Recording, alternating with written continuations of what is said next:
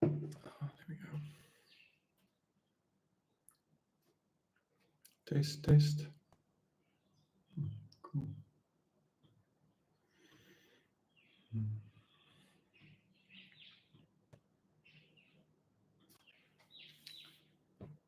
Okay. Trying out something new. Pretending I've got an audience while I'm coding.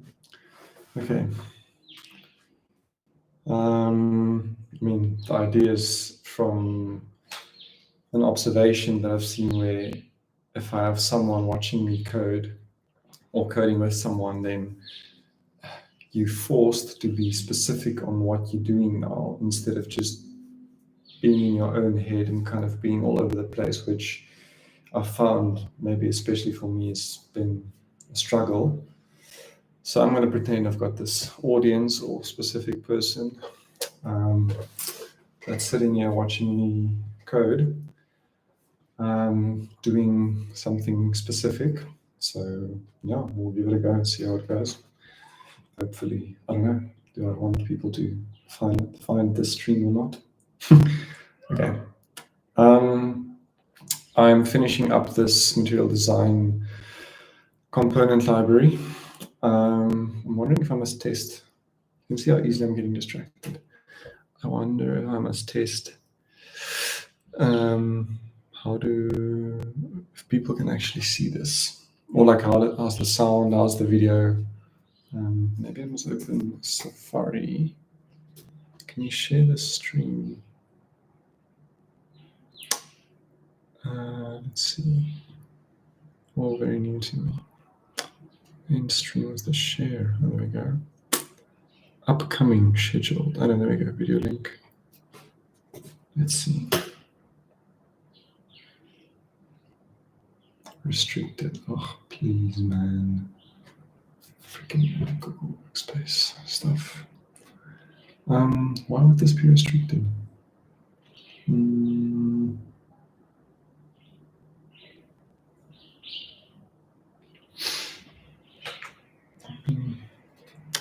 Maybe I must just WhatsApp this to myself.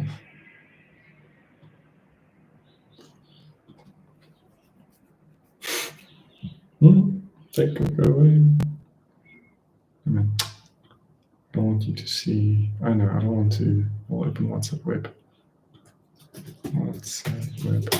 I can see I'm going to lose my entire audience within a few minutes if I ever get one.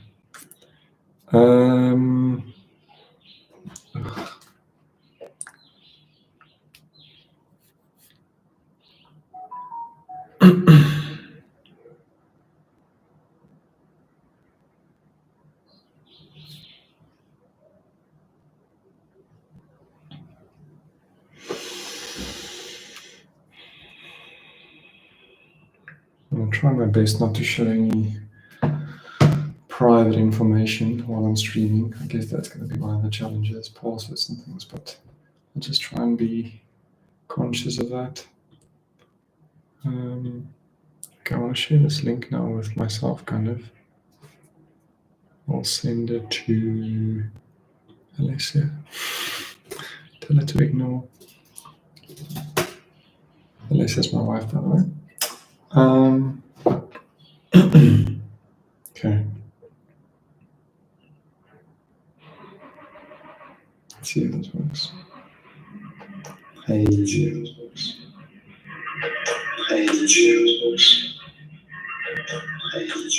Bad echo.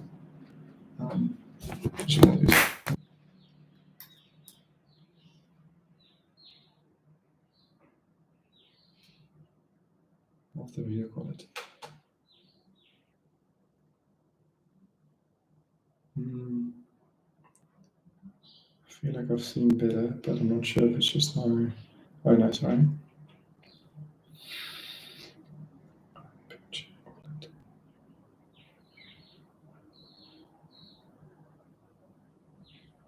Not too bad. Sounds also not too bad. I've got this mic, but I'm not too sure if I really want to set this up Got a bit of an echo effect, but I'll just deal with this.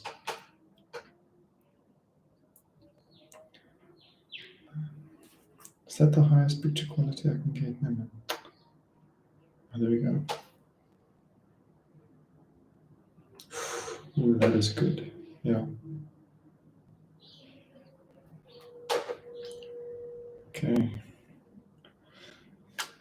I'm not planning on becoming some next Primeagen or anything. Let's not obsess too much about the nitty-gritties now. It's working. Okay. Okay. So as I was saying, I am finishing up, actually, bigger picture. We currently use Vue and Vuetify to build our front ends, but if I say we, I mean the company I'm working for, which I'm not sure if I would want to reveal that yet. Doesn't matter. You might see it anyways. But now I'm considering Svelte as an alternative because we're also considering Flutter, but considering that we're only building web apps, I'm not sure Svelte is the right tool. I've played around with it a little bit, not as much that I can actually give a concrete answer, so I might in a month's time change my opinion completely, but it just doesn't seem to be the tool for web specific. I mean, it's a completely different conversation if you're talking about native apps and desktop things, but purely for web, just the technology, like the whole app being loaded, and then, I mean, the widgets and stuff is cool, but it's like you can't just server-side render HTML, and I feel the abstraction layer on top of JavaScript is gonna nip us in the butt. We're gonna be losing a lot of the control, so I really want to stick in the, well, TypeScript world, HTML, TypeScript, CSS, Tailwind, which we're not using currently, which I think could be a game changer. So yeah, I'm exploring Svelte. It's server-side rendering mixed with client-side rendering, like optimizing for both SEO and then performance, and not unnecessarily calling the server for each navigation. It's like taking over the client-side rendering when you get there. All of that seems, and Svelte 5 with the runes that came out last year. I think there's a lot going for it, and I've been exploring it now for about a month. When I get some time, but I want to give it as much of a chance as possible. So I'm almost done with this component library. We use Material Design 3. You can see it, yeah. Material Design 3 as our design system. I mean, these docs are quite amazing, and it's giving you nice guidelines of not just like what components should look like, but also when to use what. And you'd be surprised how difficult it is to build or design and build a good-looking website or web app, without a nice design system with clear guidelines. And if you have to go create one yourself, that's even more time. You probably need a whole team for that. So, I mean, this is like I would say this is the best design system you can use currently. I'm sure there's a lot of opinions out there, but for now, this is what we and myself, like for my own things, will also be sticking with. Cool. So I've been following these guidelines to try and build out a component library in Svelte with some of the most important components. So split them up between clickables. Sorry, that's just testing out the components, but in my lib folder, I've got clickables, buttons, icon buttons, segmented buttons, tabs. Then I've got input stuff, form related things, basic layout things, all built with, well, mostly Tailwind as far as I could. There's cases where, like with the text boxes and things, where I couldn't get the whole like text field with. There was quite a few complex animations, like as you type, then the label moves into the outline or the border, and just it was too complex. So again, more context, I initially used this M3 Svelte library, which is amazing. To be honest, this convinced me of Material Design 3 in the Svelte world is possible, because I was going with like the shared CN Svelte, which nothing wrong with that, works amazing. But just again, you kind of need to then set up your own guidelines of when to use what. And yeah, anyways, Material Design 3, M3 Svelte, this was working. This got me quite far, but I struggled with the customizability, and there were a few things like if I want dark, I'll use Mode Watcher, the Mode Watcher NPM library for toggling light mode, dark mode, and I struggled to integrate that into this. And also, it just seemed unnecessary to there's a few things very specific to how you get your desired theme into your app now. Like you basically need to use this, and again, this is still in like a very well implemented system, but I really wanted to stick with the raw material design, the theme builder they provide, and just go here and like download my CSS, put that into my app. So, and I really like Tailwind, and the M3 Svelte wasn't built with Tailwind, so you couldn't just use classes to override component styles, like the Tailwind merge concept. I don't know if whoever is watching this, there's Tailwind merge, which is really nice if you're building out a component library, but you still want the consumer of your library to override the styles. So yeah, then I dove into the world of building out my own component library. It's had its fair share of refactors for the stupidest reasons, but anyways, that's what I guess I'm trying to avoid now as well. I just want to, okay, this is what I'm doing. Time is running out. I need to get things done. So with that, like, what's this, 20-minute or introduction, let us do this. Okay. I'm finishing up. The thing I'm now working on is the menu. So normally I keep my preview on the side screen, but I think,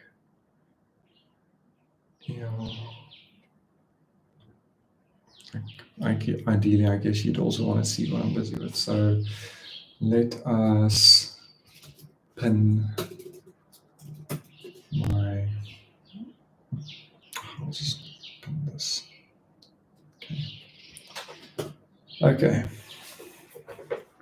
So I want to preview, this is containers. Okay. So in containers, I've got dialogues and menus. I am currently building out the menu. Okay. So very basic menu right here. Now I want to give it some props. So let's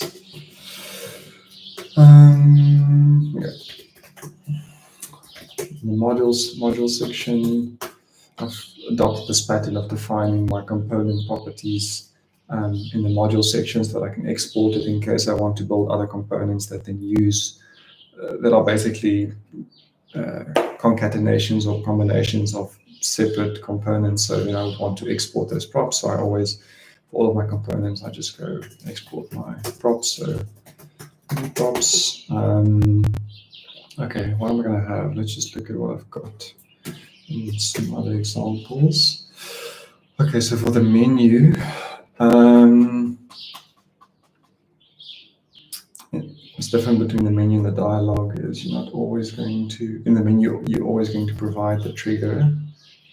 It's not going to be an optional thing. So let's start with that.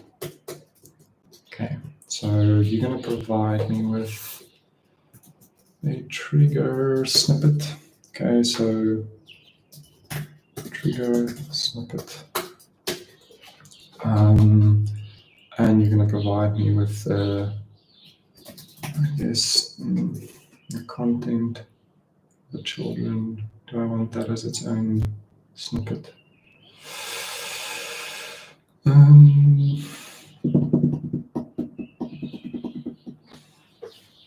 I'm wondering if I must allow the trigger to be something basic like an icon. It just complicates the different type of properties you can have. Okay, I'm going with children for the content. I'm sure you can already see how my own worst enemy sometimes with too many options. I must just be fine with suboptimal solutions, but they actually get done in reasonable timeframes. Okay, we've got the trigger, and let's think how that's going to look in the consumer world. You are going to have your menu. You're going to specify, let's just go back here. What is this even? Okay, let props. So this must be menu props. Okay. So and then I'm gonna render this, but just first in the consumer world, how's this gonna look? Well, you're gonna say, hey, this is a snippet. It's my trigger. Nice if you do get autocomplete for that.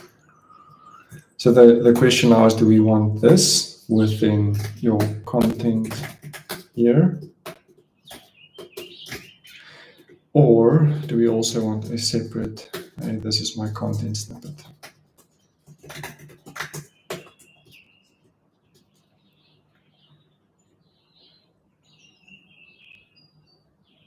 Now let's minimize code, Okay.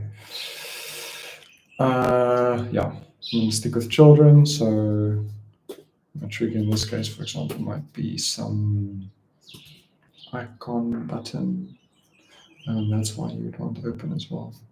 Okay. Don't even try to follow all my thoughts. You are here, not for your own sake, but for my sake, to help me stay focused. Okay. But selfish, I guess, but yes. Okay, so it might be an icon button.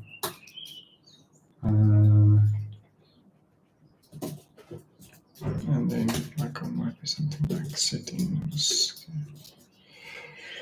And then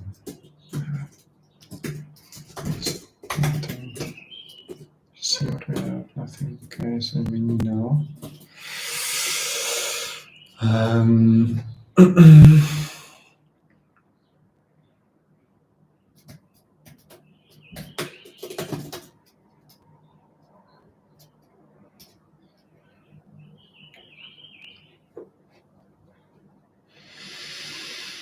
Okay, so in the trigger we are going to render the.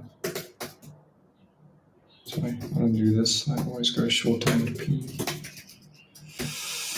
P dot trigger. This bugs me. Why does it not?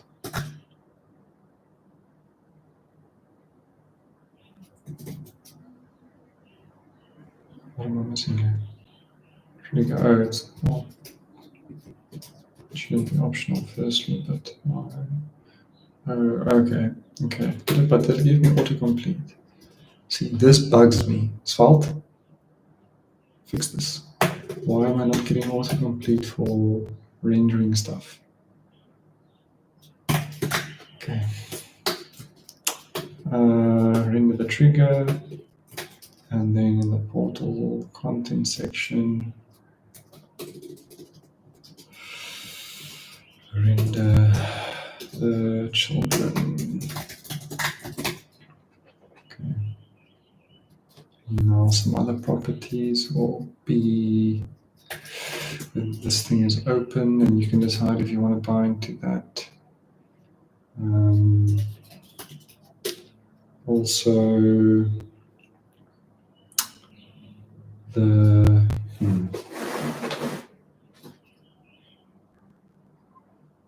okay, which side? Top, bottom, right, left.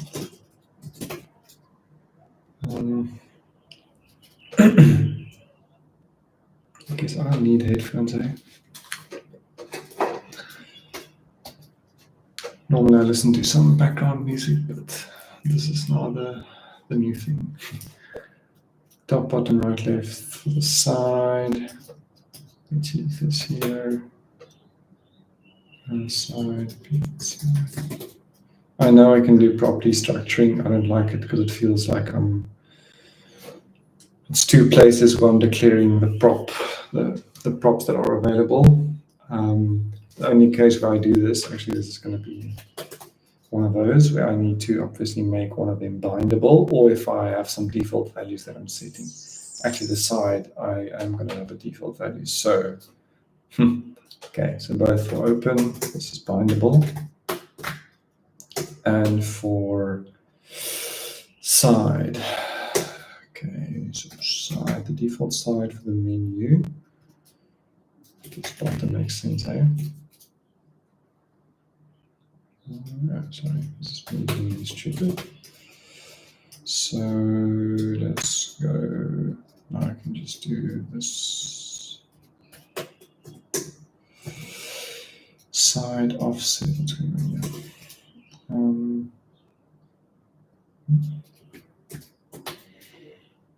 I guess again we'll have some default side offset. Is that always a number? Yes. Number.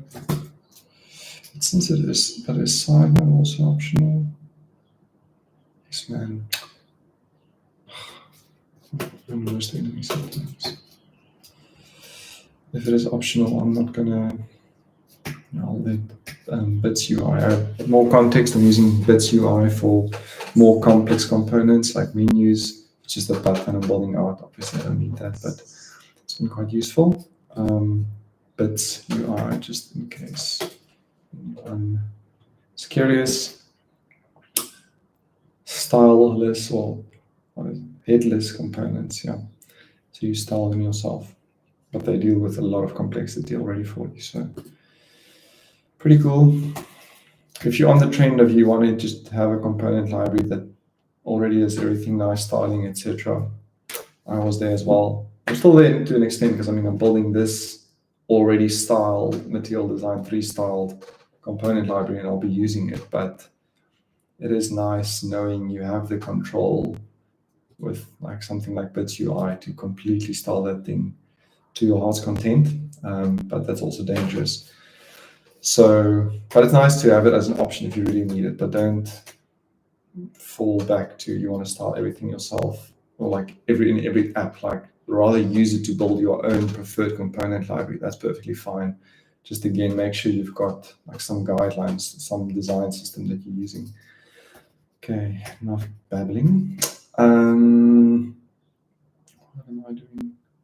Open bindable. Okay, so side offset will be p dot side offset, and so that will be side y. Oh, sorry, I'm not destructuring into p the rest of the property. So this has been my pattern. Things that are bindable that I'm setting default values for, obviously I destructure them like that, but then the rest still just in the p variable, p instead of props, because it's so like used so often. I'm not going to do a full props. Okay, nice. Now I want always all my components allow you to set your own class, and I try to stick with class as the prop name as well, because a bunch of the VS Code or whatever you're using, linted, autocomplete for Tailwind recognize the class word, not necessarily some other like trigger class or content class is not recognized sometimes what class is. So as far as possible, unless I've got two things that I want you to set or allow you to set classes on. I guess what makes the most sense to allow you to let that class be on the content or on the trigger. I think content makes most sense.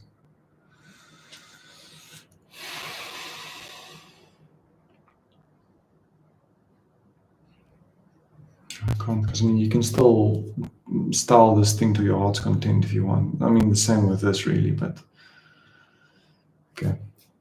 Let's just make a decision. I'm doing it here. So Tailwind merge.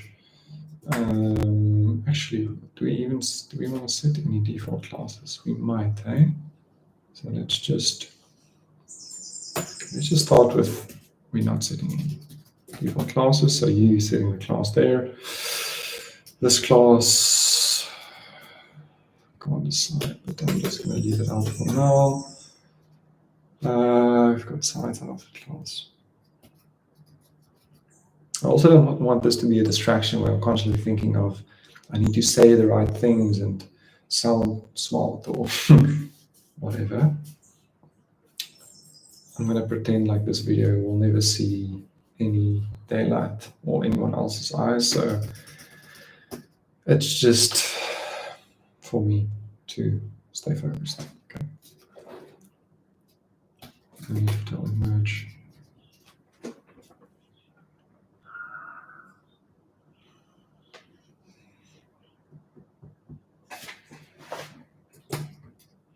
Let's see how this would look. I've got my trigger, I've got some content. This should just work, right? Yeah, there we go. There's my trigger, nice. And if I trigger it, there's some content. Beautiful. And it's by default at the bottom, it seems. And if I override that to side equals right, it should obviously work. Yeah. Okay. Offset is a bit close, eh? It's like no offset. Okay, let's do something meaningful. Like what would be in a menu? Let's say I've got a card, maybe.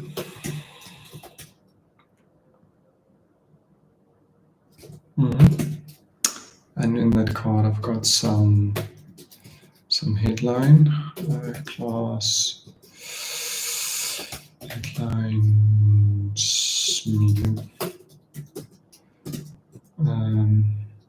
This is a class I've already set up. Just again from material design. These are the type scales they have designed. So I try to stick with them. Cool. We've got some headline, and then we've got I don't know, 2 buttons in a row or something. Row. I'm going to justify to the end. I'm going to give it some gaps. And I'm going to then add my 2 buttons. Let's do this. Button text equals cancel and button text save. I'm hearing my wife approach. She's going to think this is very weird.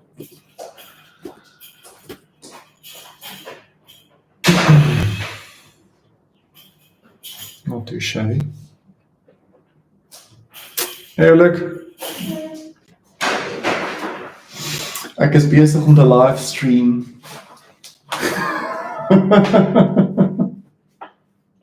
Op YouTube. Dat is nou active livestream. Niemand gaan het ooit kyk nie. Hoe het jy dit gedoen? Dit is 'n focus mechanism vir my. Ek pretend soos wat ek gewoonlik as ek met Newton of iemand op 'n call is okay, ons is focused, die visie ding moet ons solve. Ek het genoeg tyd op my eie om te droom en uit te figure, maar ek kort nou 'n bietjie meer. Dis wat ek doen. So ek kommunikeer, dis wat ek doen, ek praat, ek Ek gaan dalk net 'n dag hou, sal sien. Jy kom hallo sê vir iemand vir 'n stream wat jy nooit gaan sien nie.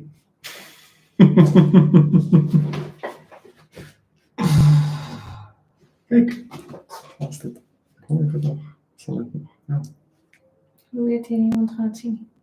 Oh, ek weet nie. Niemand gaan ons nou net hierop afkom nie. Die klank op sit te week. Ek los gaan nou live. Ja, was jy? Untracklik. Geen smooch nou nie. Jy gaan weird voel, jy gaan hoor hoe ek met myself praat hierso. Gaan dit nie weird probeer maak nie. Maar ek van opsit en maak. Okay, I'm concerned that this menu is too close to this button. I mean, that's something someone can now go install. Okay, side offset equals whatever, 8.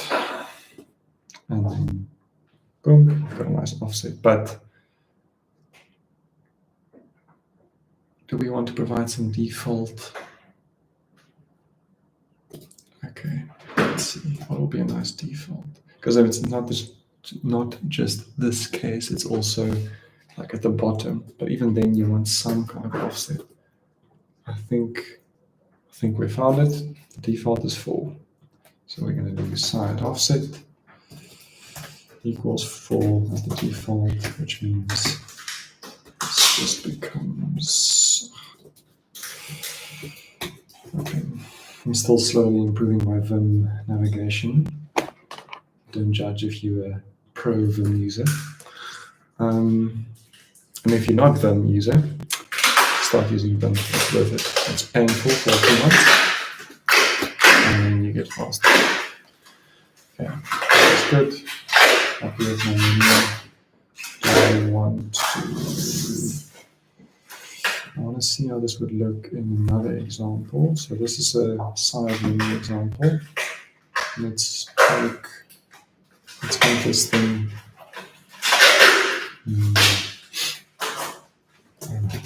This whole, but see now I'm imagining I'm moving the trigger now, not the menu.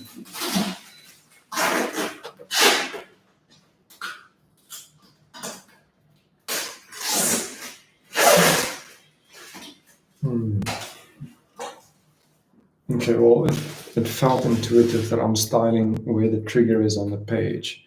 Like I'm imagining if I go margin and the x-axis of 8, that this thing is not going to move up, but it's not, and that's frustrating. So I'm going back on my decision. I'm moving this class to the trigger. Sorry. Okay. Yes. So you're going to have to style your content in here. And I think that's fine. I mean, I can now still go and do px8, whatever. Well, I want like a margin top 8. You see, I mean, this feels natural. This feels good. Also, that's why you need to, if you're building libraries or whatever, component libraries, the consumer is the winner always. Designed for the consumer, not for the efficiency of developing a library, which is a mistake I made so many times. Okay, consumer hat on. This feels right. I want to test. Okay, so it looks like the default is the menu goes to the side.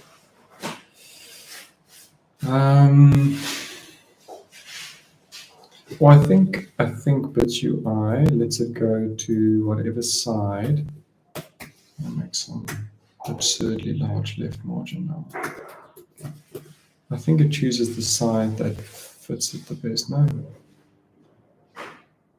I guess I can leave in the docs, or I can just decide that, you know what, I am choosing that the default side will be bottom. Deal with it. No, that's it. Okay. Default is now bottom if you don't specify anything. Oops. Did not. Oh no, man. Sorry. Let's pretend I did not do this yet. And oh no, I want that gone. I want that there. I'll just take this away.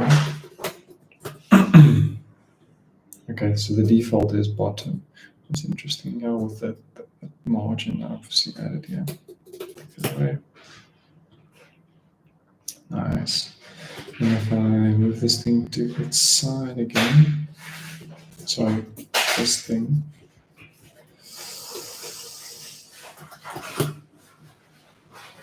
Still bottom. Okay, bottom is the default. So this UI's default is the same default I would have chosen, which is good news. And this looks good. This looks very nice. I wonder if you can, how would you align? I'm going to make another menu. Okay. For text input purposes, like can I make a select using just the menu basically, which I'm going to try and do after this. Sorry, text field. I don't actually like the text field. I like the outline text field much more. Okay.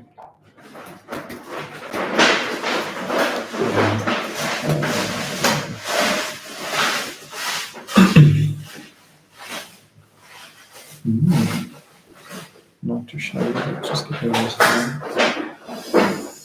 Why is this so big?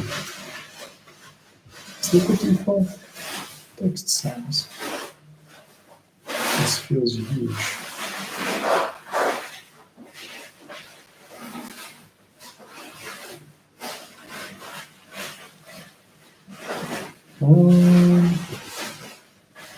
The text fields, as I said earlier, are actually built from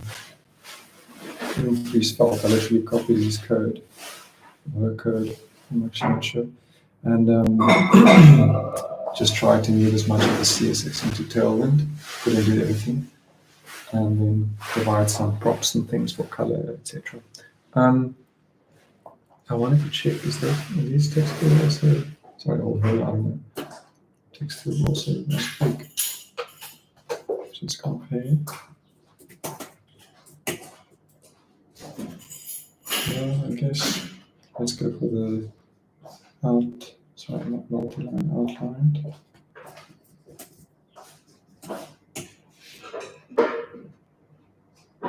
And that seems just pretty huge.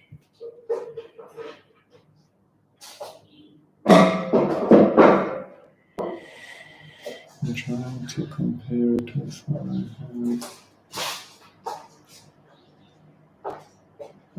I'm zoomed in there, so it's not for comparison, like 100%, 100%.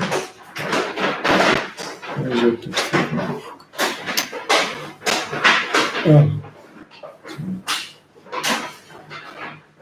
No.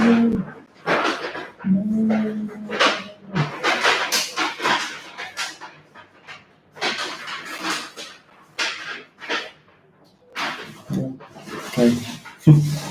Turned out this one again. That's fine. It's good. I click on it.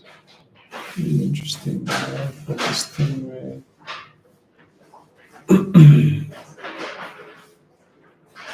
it's taking the focus away from the. There's probably some property that could be set.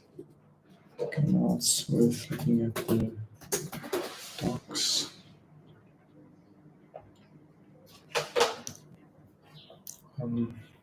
Full menu. Not a menu bar, sorry. Drop down menu. Focus.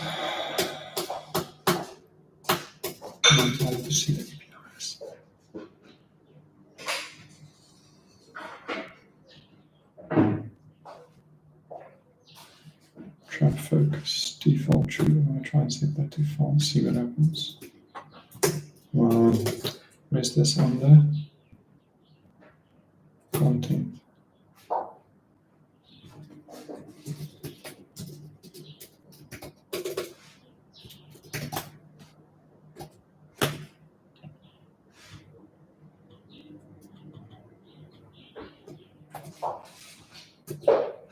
Didn't do much, eh?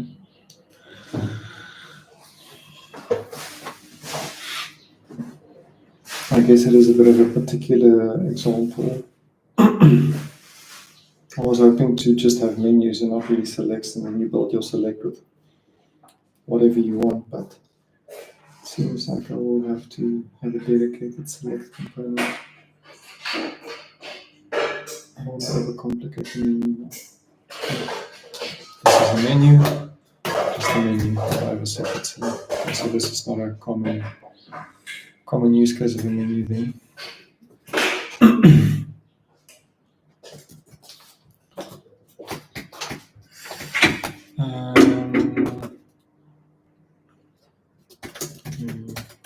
Menu state I can go into because I'm going to find it. So,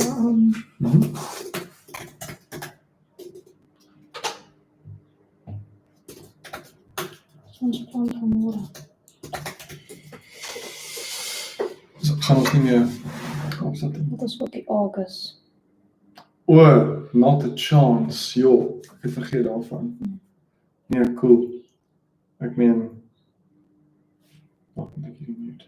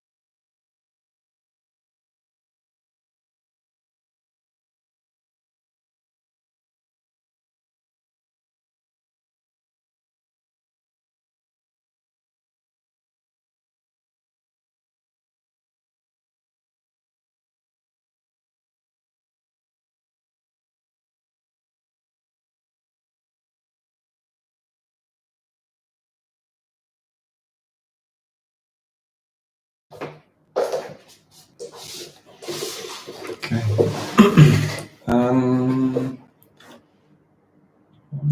What was I wondering about? Oh yes, okay. We're sticking to this as a menu. Just a menu, you do your things, stay focused on the menu. If you click away, the menu closes. That's normal menu behavior. Cool. If you want, you can program your buttons to do something and then still close the menu afterwards or only in a certain scenario. That's what's going on here. One click.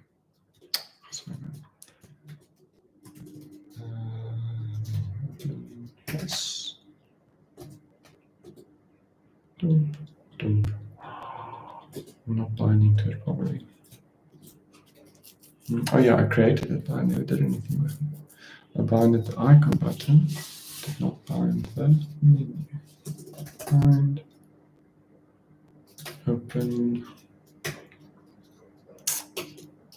to new open variable. So now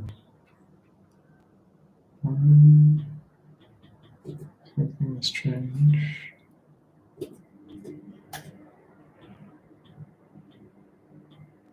Also, this thing is not staying toggled on the menu. I'm probably not binding.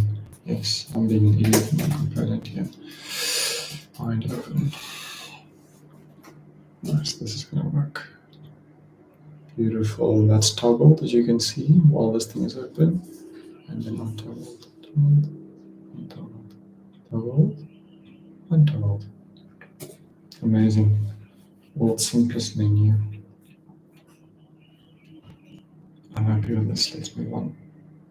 Probably still took like half an hour.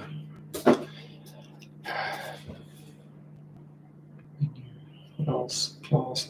Class, there's nothing else I can think of.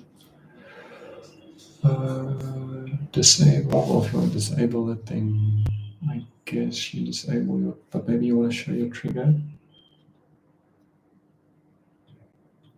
Stay disabled. Oh, you probably disable the trigger. Let's test this. See now.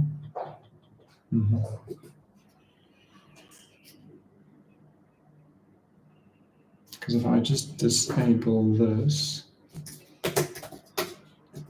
but this is not disabled, it's still going to trigger. No. So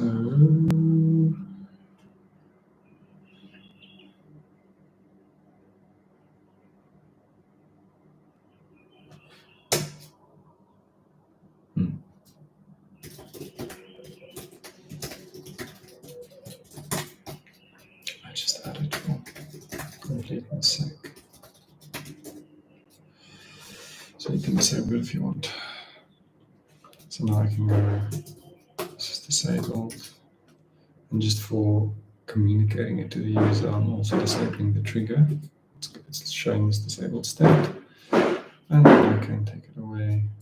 Normally this would be some variable, obviously, based on data, what the user is allowed to do. What's going on?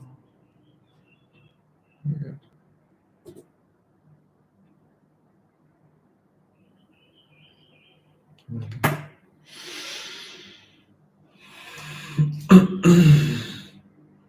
So I used to use VS Code's source control for my git commit push whatever, but nothing wrong with it. And I still think for complex scenarios I might reference this, but I've kind of recently had the desire to not be as dependent on VS Code specific features. So if one day I decide to go full Vim, I can. So anyways, let's just clean this up a bit. Not doing that. Using the terminal. Everything I've modified. Is my index right? Yes, is my. That's right. Yeah, I'm happy. Okay, so terminal.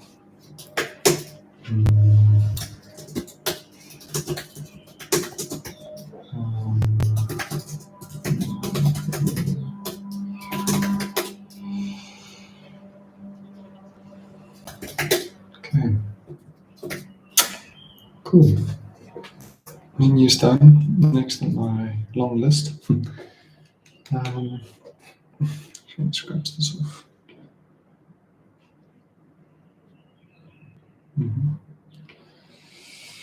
Next on my long list is, okay, I've done this yesterday. Grids, rows, columns, cells. So my fab container.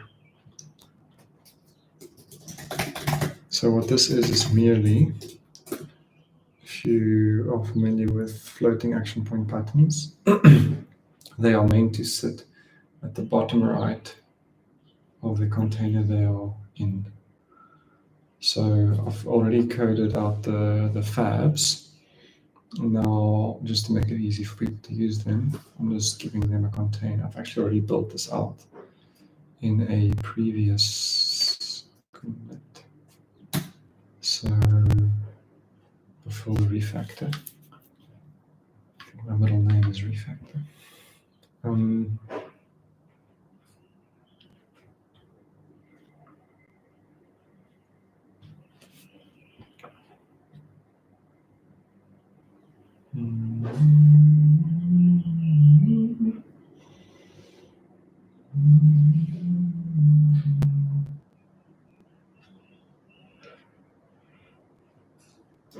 Actually, I've committed quite a lot since the refactor.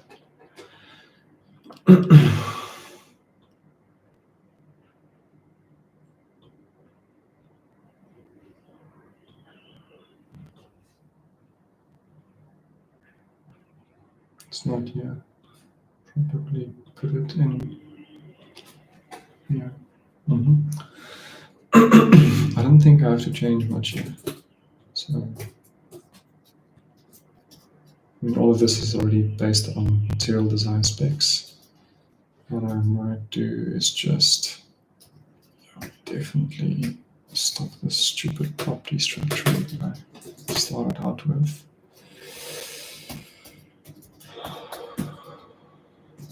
Okay, and this class, and then also move this interface.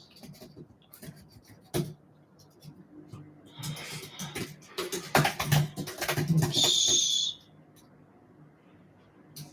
Also, I'm not using this as the class type anymore.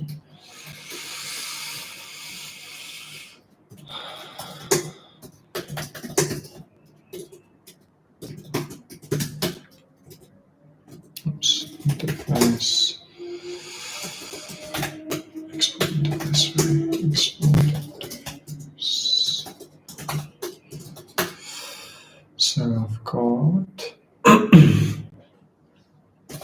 children, snippet, and I've got class, which is a string, optional class, which is a string or an optional string.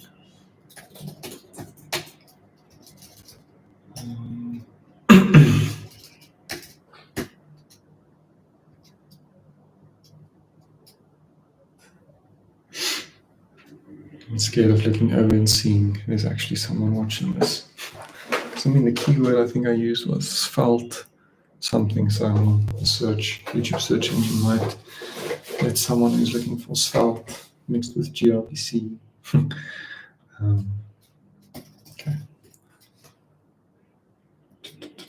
I forgot. I'm also kind of liking the pattern of just for components where I'm actually using the module section to just have all my imports there. Anyways, I must stop fussing. Okay, I've got my fab container. I want to test this out, I guess, on my containers page. Just add that to the index as well. Container. Okay, yes. And then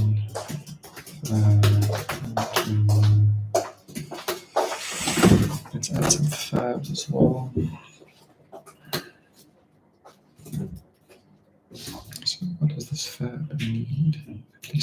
icon. Let's go with my trusty old settings icon and see how that looks. Nice. Look at that at the bottom of the container. And if I put this in a row, or actually in a, do I have a container yet? No. If I put this in, or a card, let's put this in a card. I'm going to give this card very specific dimensions.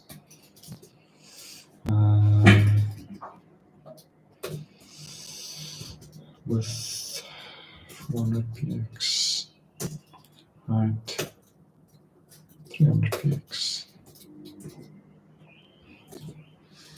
You see, look at that beautiful fab container. And what's nice, it's already doing the centering if I want to add some smaller fabs, which is a pattern in MD3. Again, just sticking with my settings icon. But in this case, it's going to be a small fab. There you go. Look at that. Looks a bit strange now, but no, it's fine. And let's say I wanted this to be tertiary color. Yeah. Happiness. Okay, we've got a fab container. Take that off.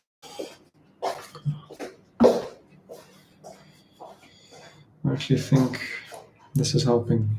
It's going to be difficult doing this if I'm working on things that are directly in the code base of my company, not just some public library, but I guess then I can do Google Meet. Yeah. I'll have a chat with my boss. Well, I'll first try this out for a bit longer, see if it really is helping my productivity when I need to focus. Okay. Let's go with this. Let's export it. Let's get everything.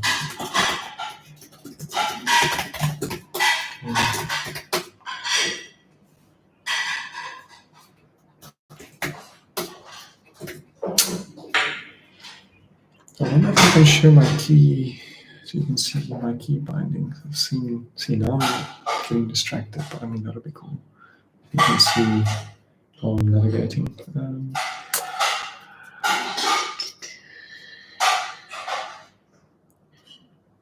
Show keystrokes for string metric.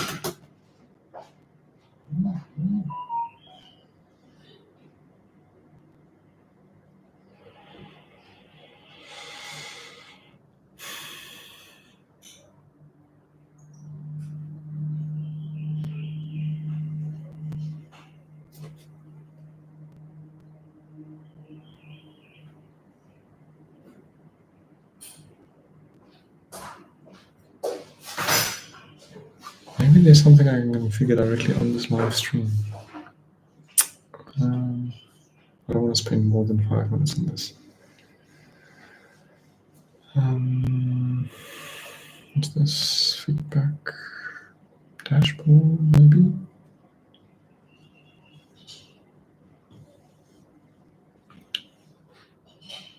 Oh, not much.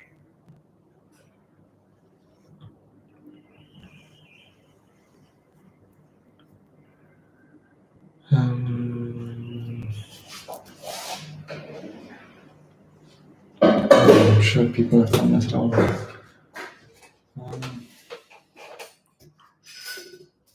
Show keystrokes.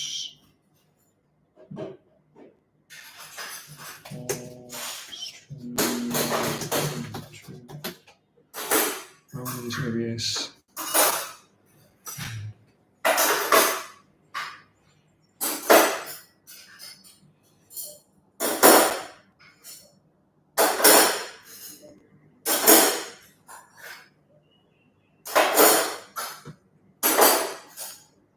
just while I'm in VS Code, that'll be fine, right?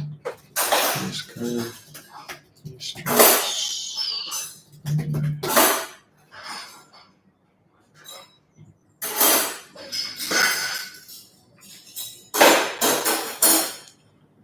The whole screen goes in. Hey, that is cool.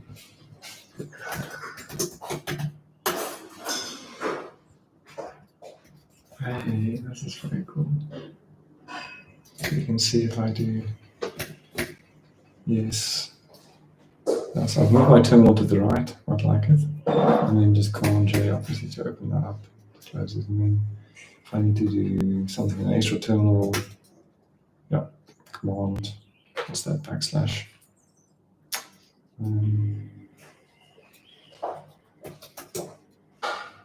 This is very cool. I must just remember to toggle it off. I'm doing, I guess I won't do passwords and things while in VS Code, just if I'm on the browser. Can you see it there? This is cool. Okay. That was less than 5 minutes, so that is good.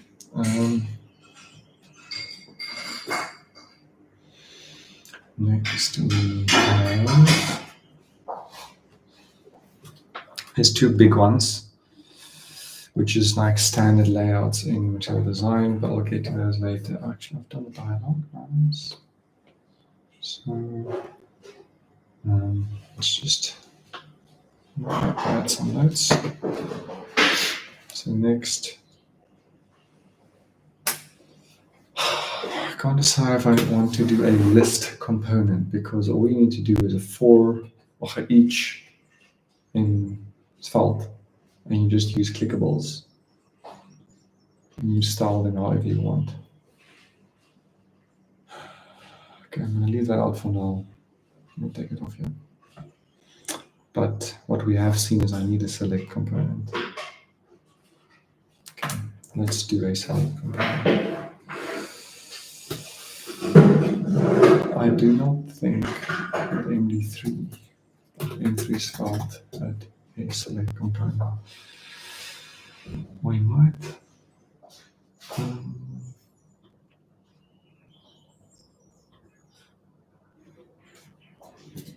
Completely forms, right?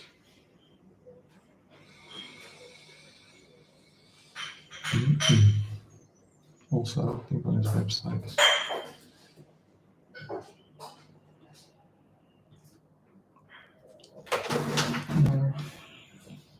Okay. Which means we are going to do also. What I found is it's very difficult. It takes so much time to implement a component if you're trying to follow some specs instead of just intuition. Okay, need some padding, some background. That's very quick, especially if you know Tailwind. It's difficult to do it according to specs, but in some cases it's worth it. People have taken a lot of time figuring out best color matches and padding and whatever, so I don't want to reinvent that necessarily. But since they do not really have, so that for menus they say you might use a menu for the text field, which then is obviously a select component, but they don't have specs for select, so my lucky day. I'm just going to do that myself, which is much more enjoyable. This is nice. Okay, let's do a select. Select, I guess it's more of a, it's not a container thing, eh? It's a input thing. Okay, I'm not gonna do too much on this. Oops, I can't even spell.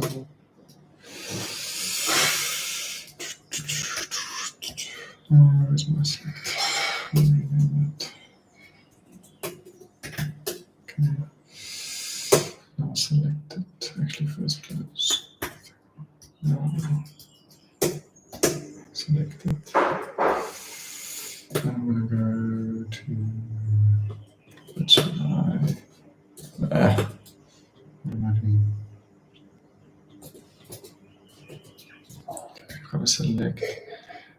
just, this overlay is sometimes a bit in the way. I wonder if I can move it down. What's it? What was the setting? Toggle. So let's see if I can screen cast this setting to move this to the bottom. Font size, that's a bit big, I must say. It's a little bit in the way. Let's try 36.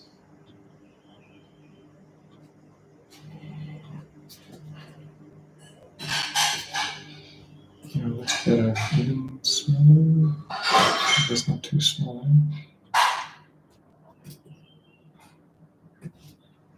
Yeah, that's fine. 26. Vertical offset on the bottom is a percentage of. Okay, that must definitely be lower.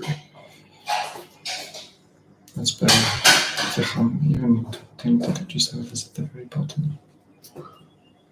You can see what I'm doing here. Okay, I feel that. Very cool. Okay, let us start this thing.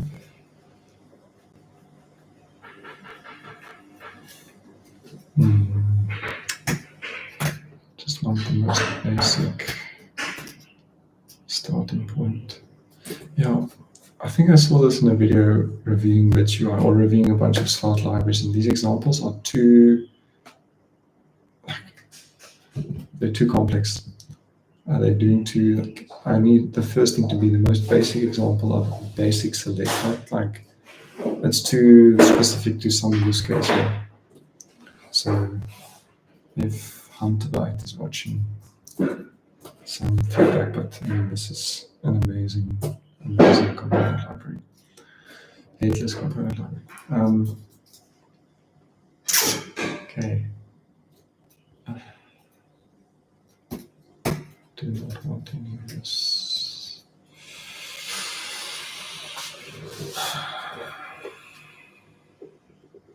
I've been streaming for 1 hour and 8 minutes.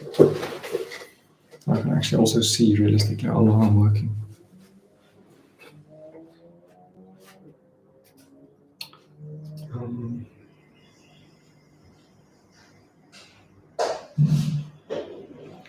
This is just a trigger. Just want a basic trigger for now. Go away. Then the scroll up button. That's interesting. It's a scroll up button.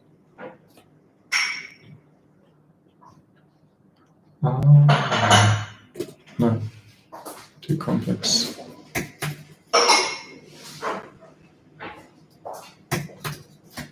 Viewport. Again, there you put in all of your items. Okay. Oh, the themes is just okay.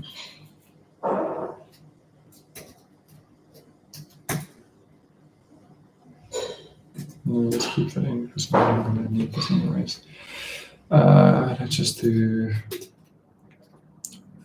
let items to 1, 2, and item 3. Okay, so for each of these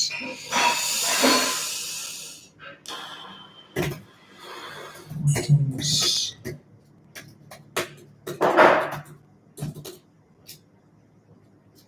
what is the index? Is going to look at the index. For each item, we can select the its value will be item, its label will be the item, and for now, I'm not just having anything. I won't keep it here because I want to add that as a property.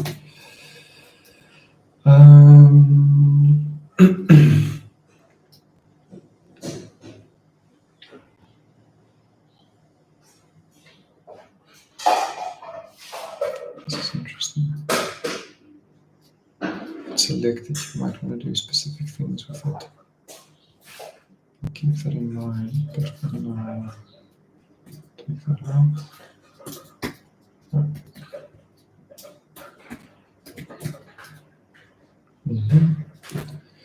It's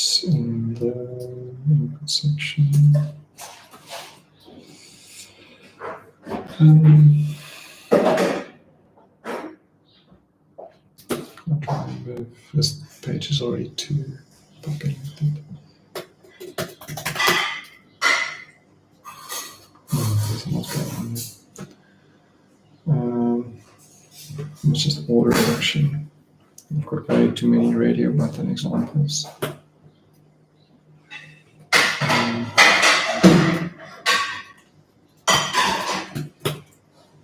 That's one, too many 2, 5, 6, 7, 4.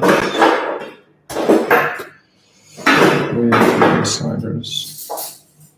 Quite like that one.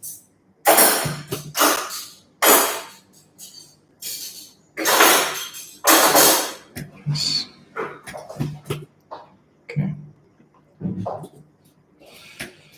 I'm just going to take that away. I should have called that outline.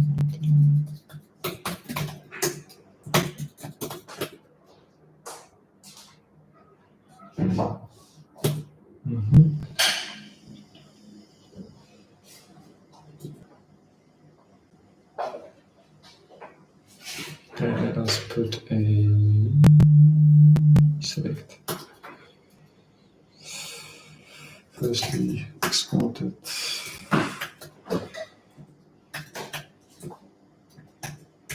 Select.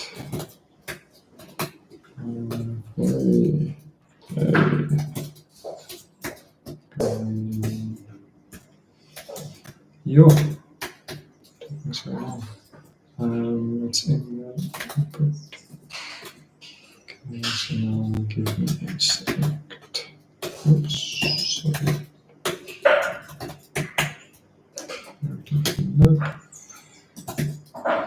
No props, obviously, for now.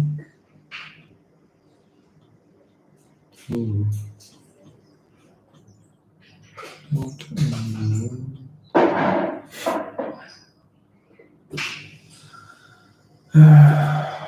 that's what I'm saying. Keep these examples simple.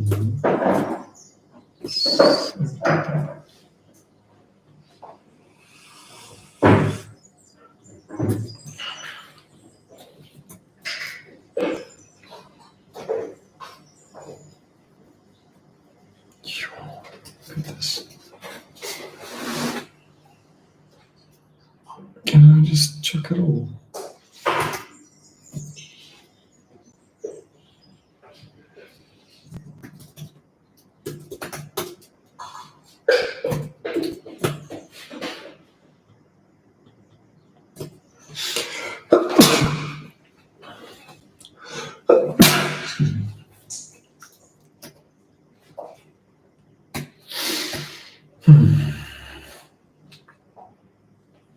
I'm just seeing.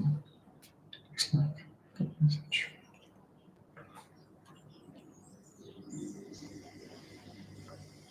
Ja, korte nuwe foon. Korte nuwe foon.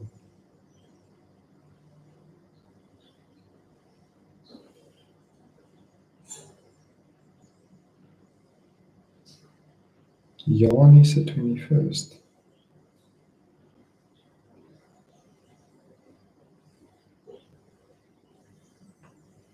No ways. Jo, hierdie is 'n ou groep. Nog toe Chris met Janie uitgegaan het.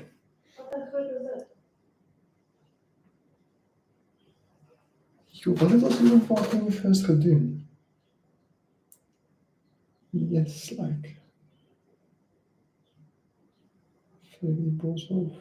Staan op Paul. Nee, is 'n WhatsApp groep. Dit was ek en ek dink Gretchen en want of is die Janie se vriendinne is en ek weet nie of Gretchen nie op is. Allemaal nog op die groep. Maar ek sien nie Chris hier so nie. Ek sien op is die vir Janie. En Philip actually. Okay, time to leave. Cheers.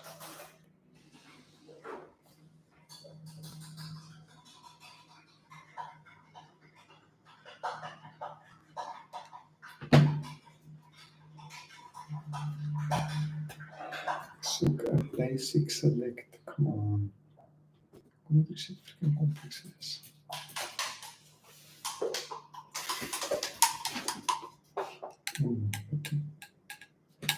So, Vicky is the Primogen. Dus hij wordt ook stream. En dan zijn nou dan in zijn video's, dan brengt sy vrou ook vir hom soos smoothies en goedjies. Maar hy praise sy vrou nogals baie. Also have the best wife in the world.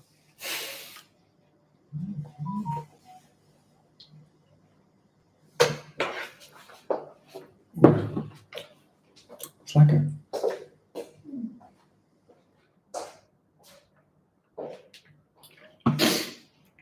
Okay. Niemand het my stream gejoin nie. No one's joining my stream. No one is joining my stream.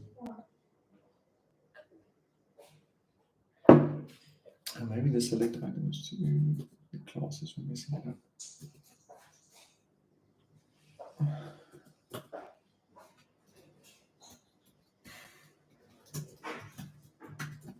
Just trying to find. There we go. Getting somewhere. But why?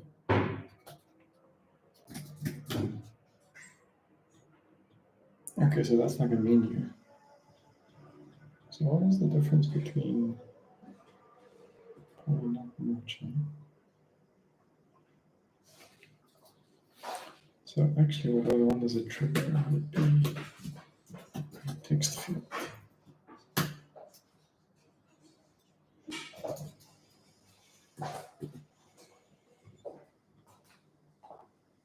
And the text.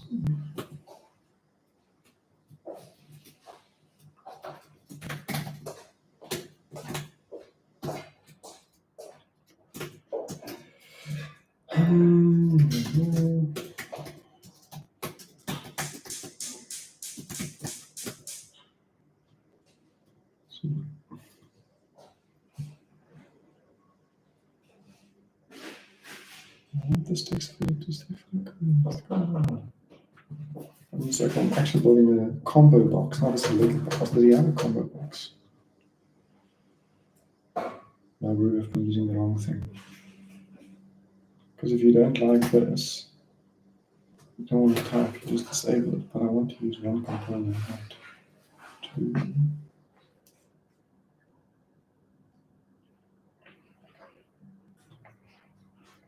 Search a fruit. You first need to type for it to pop up, which I don't like. Oh no, there you go. You either type or you just. Okay. I'm swapping out my select for a combo box. Kind of starting from scratch. Let's do like these extra things.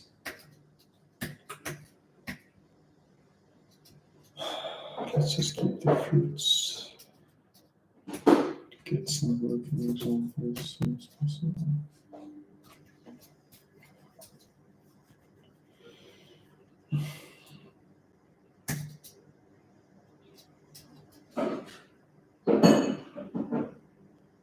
Well, the combo box has both a trigger and an input. Interesting.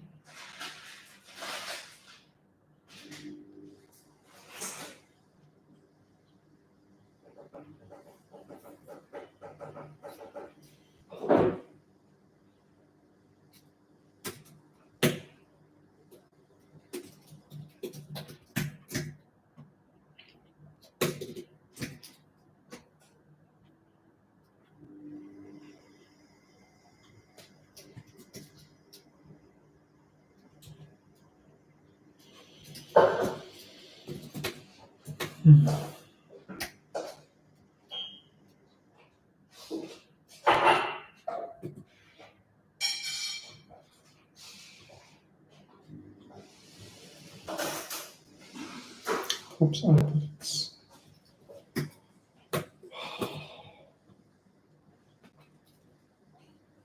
Initially I thought just a minor thing that these examples are so complex, but it's actually very tedious to then get something working.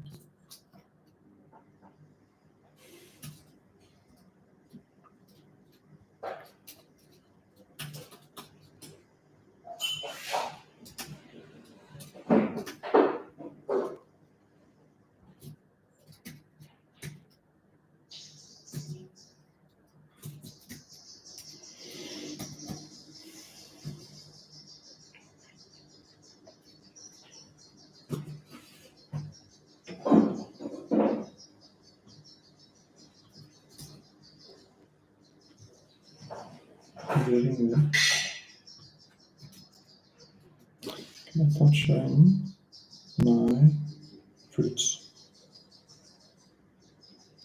Saying showing the label, not the hell man. Children. Can I put something in there? Oh no, okay, I just need to display it. But a little bit confused, but okay.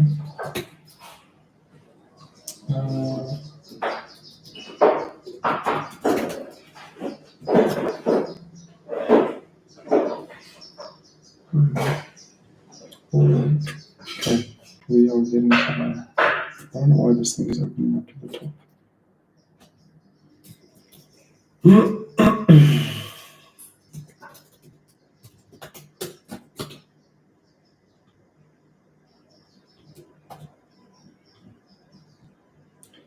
Maybe because there's not space. Let's reduce the number of fruits.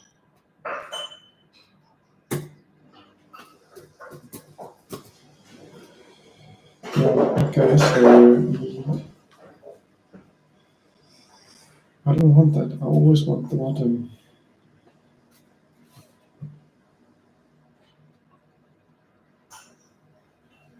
Will be reversed when collision occurs. I want reversal.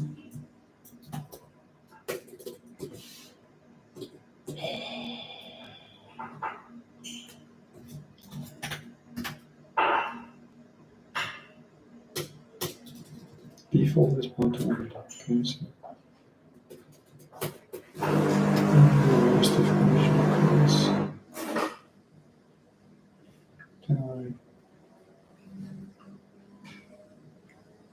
Avoid collision is false. Thank you.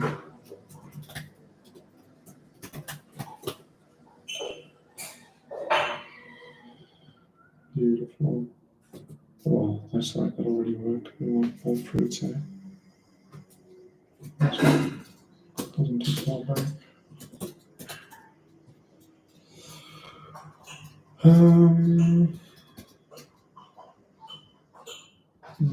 That's really the default. I just want to see what conditions false.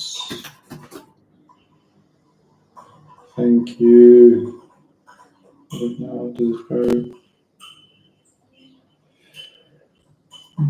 Interesting. I want this thing to be scrollable now.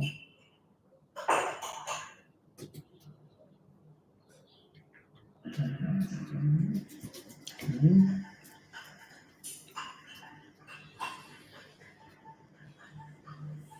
Report clause, let's go. Let's now. Scroll all drivers. Flex no wrap. Whoa. Sorry, flex call.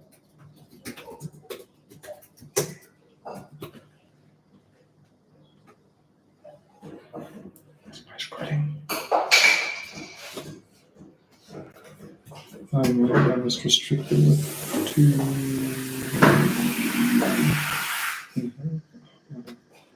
Let's try a little bit. Mag je koffie voor jou? Ja. Wat doe jij? Wat Hot chocolate?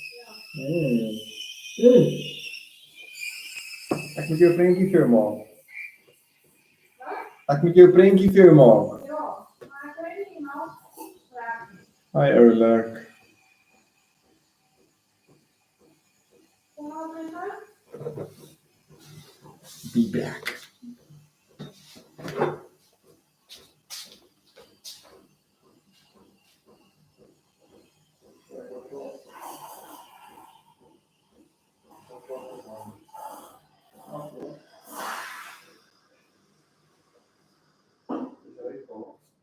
Way to feel now.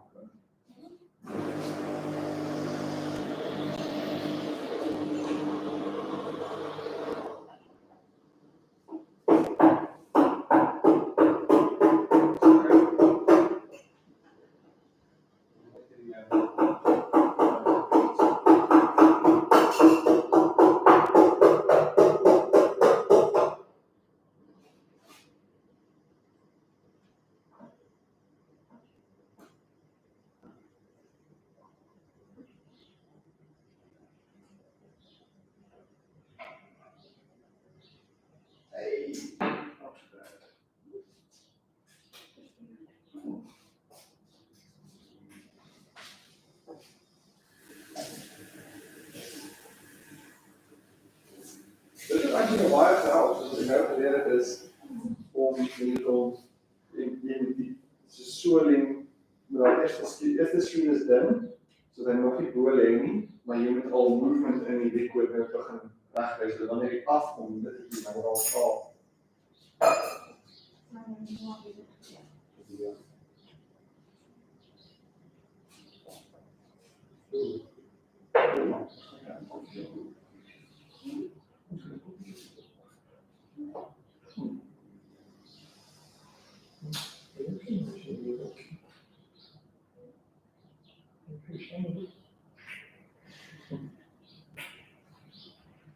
Hulle vat feelings aan hier voor, kry kom hoog.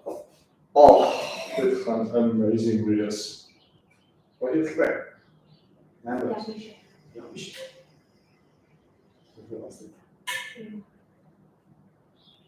Dat was menos lang voor je nog eens gesneden gegeten.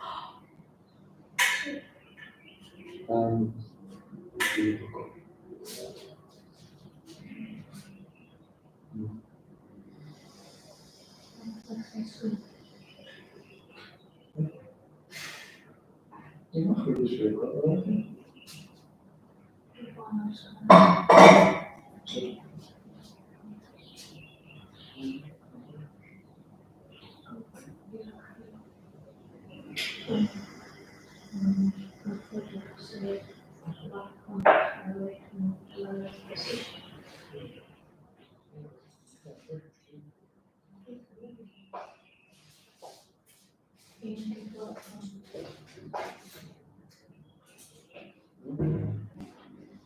Toch onze spoil.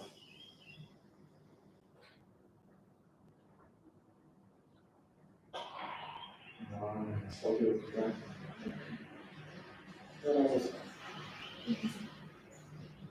Dat was mooi. Ja, ik heb een weekspiek al doen.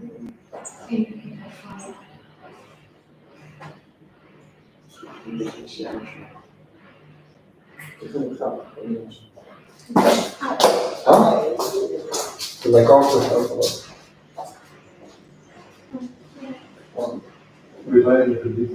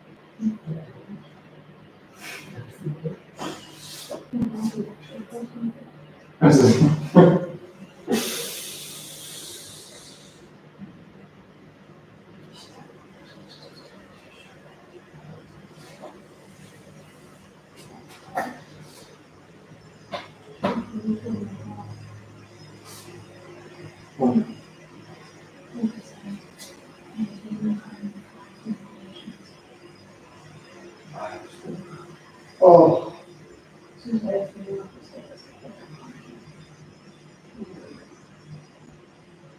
Ja.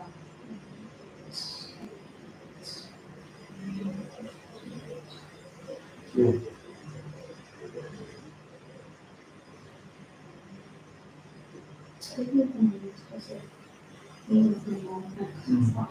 gaan we best met nog.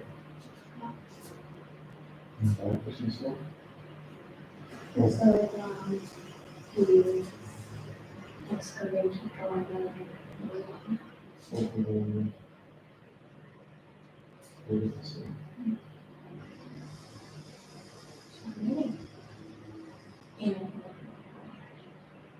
Dus probably beter om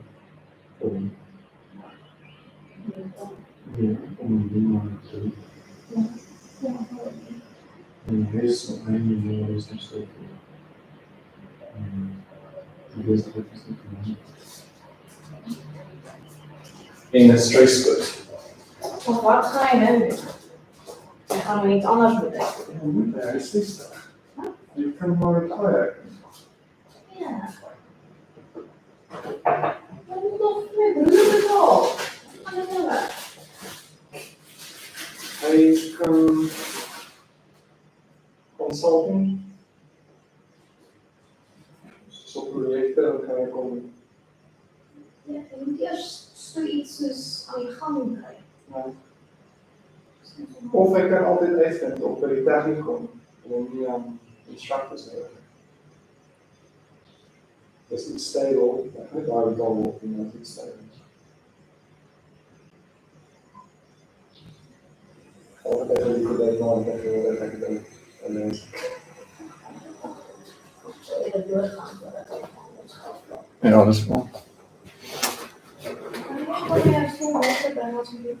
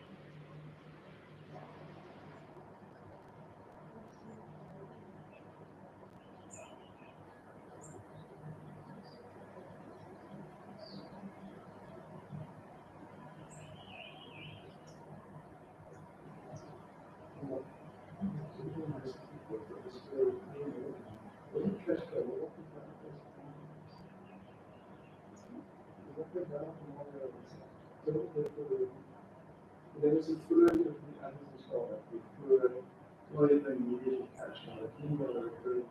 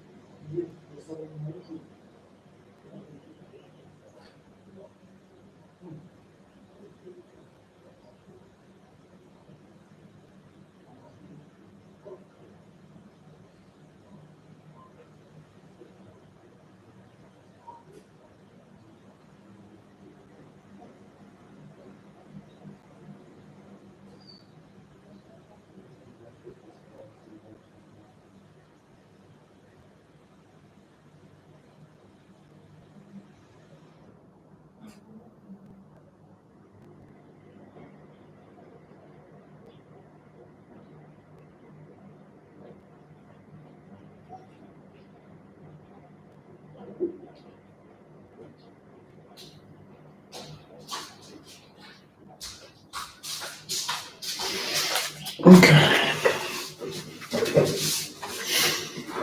Still no one cares about me.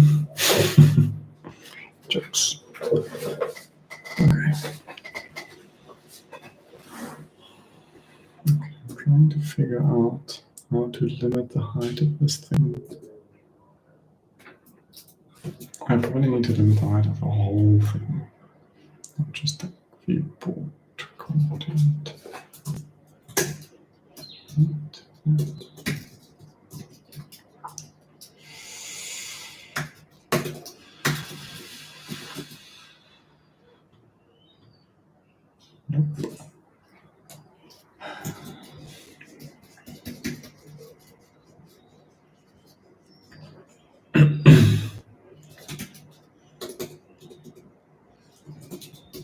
Portal.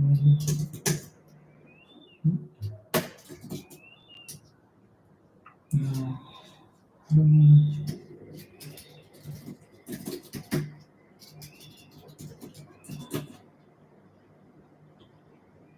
Hey, there we go, boys.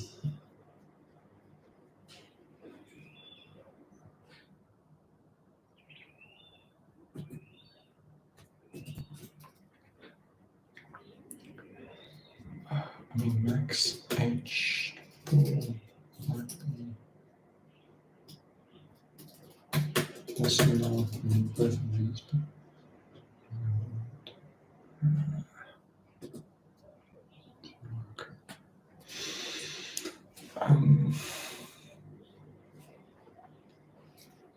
how can we do max H inherit?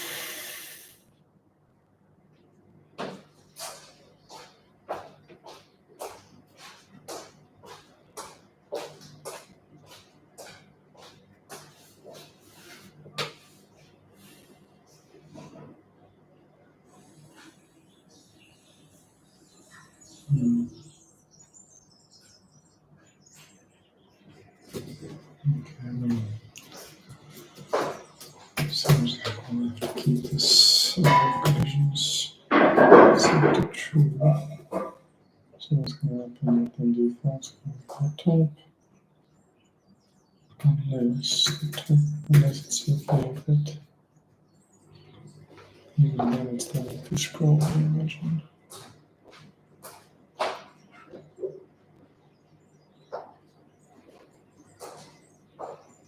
Oh.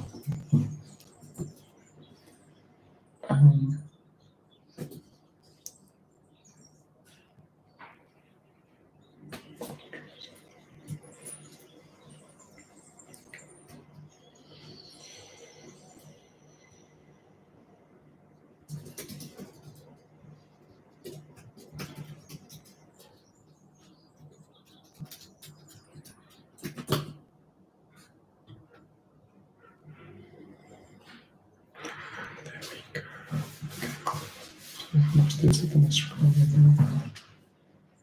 Nou, dat is niet.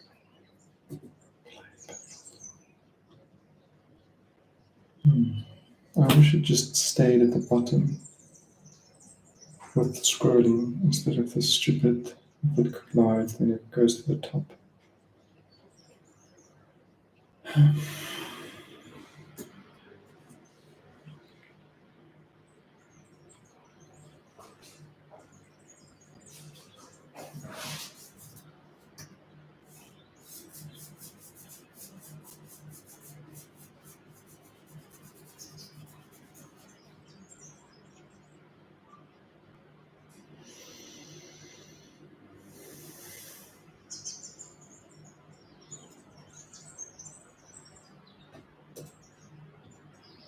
I now want that if I click on this and this thing is focused, it must also pop open regardless of what I've typed. So I don't want to wait for me to type. Now, firstly, is there something, property there that I can use?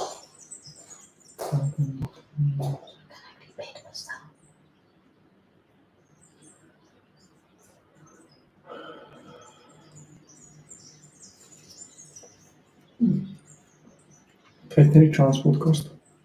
Oké, weet me.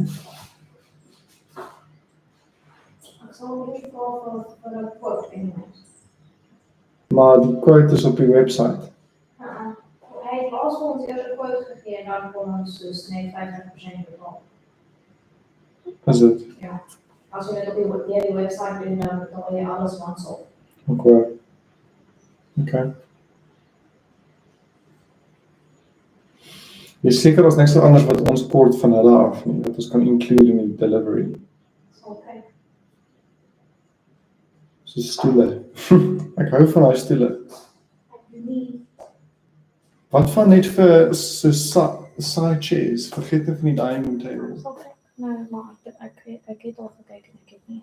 Maar ek bedoel daai is wat ek van hou as sofas. Wat ek as dining room chairs vir gebruik kan ons as stoele in die living room gebruik. Hulle vat nie so baie spasie nie, dit is nice en dun, maar dit is nog steeds comfortable.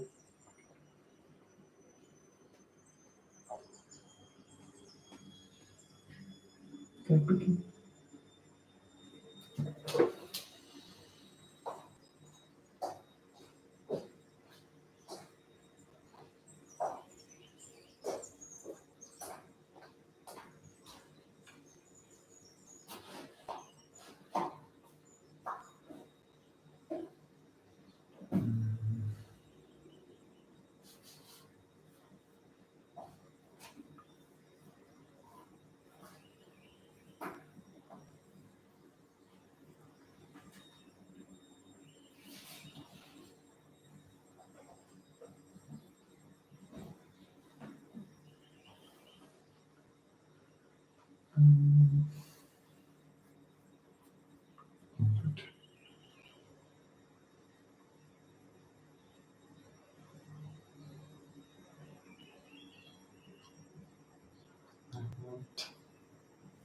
Input focuses.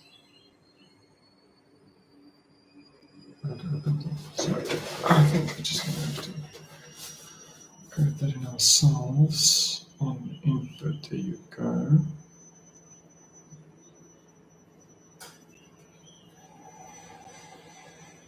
What about on focus?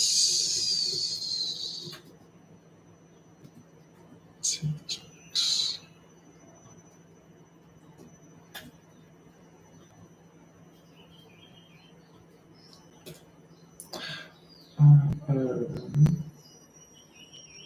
Oh, that just changes the search values anyway, that's fine, that must stay on input. What I do want is we're going to be binding. Let's make that bindable. So,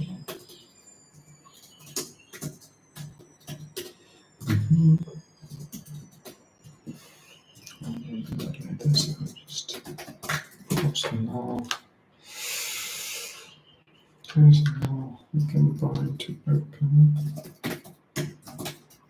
And then on focus here, we can set into true. Sorry.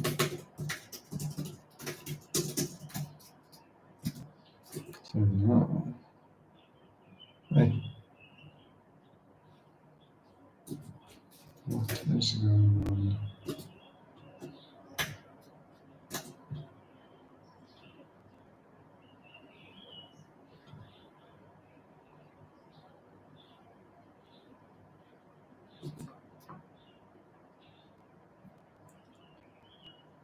Bindable. Let's try this.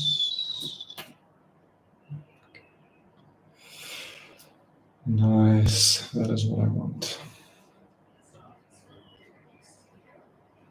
Well, I mean, I can make this a property, right? I mean, just, yeah. Okay, so we're getting close to the point.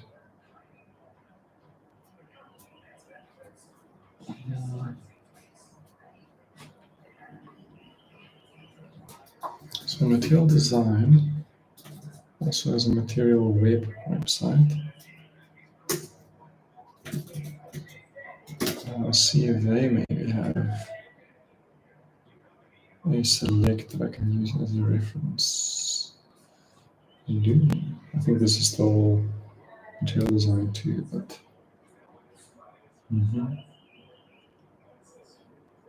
see, I can't. There's nothing like the label must always sit there at the top. How do I do that? Can I maybe come box input? Can I?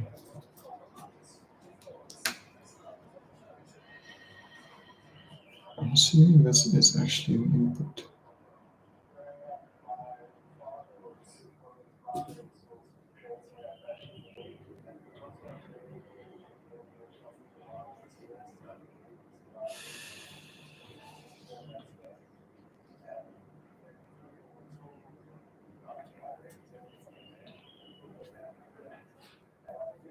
I want the label to sit like that.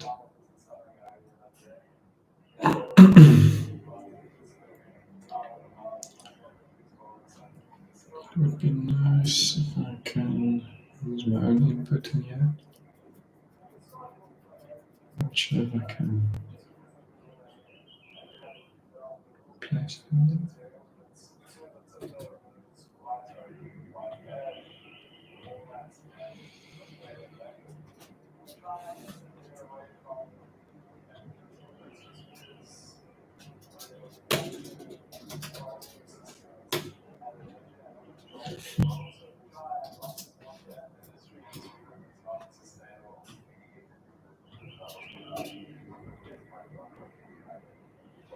And this now I also need the trigger, right? Yeah, that's a bit of a stupid one.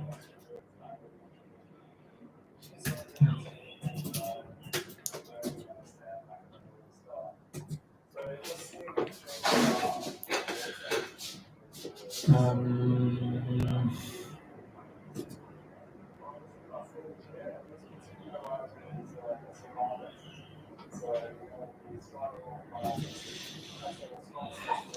Let's just try it out, I guess.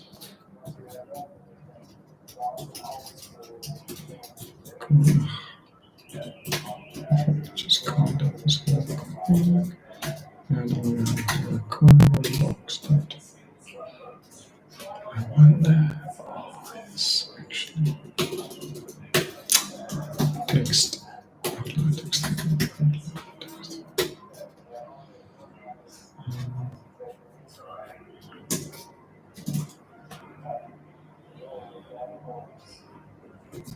Let's go for label. Label. Fit. Yeah. Okay. No.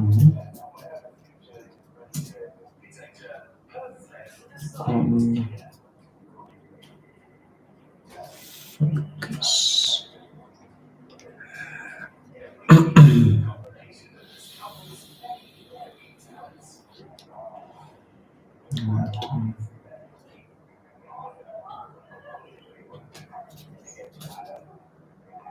Focus on input. Focus. Good.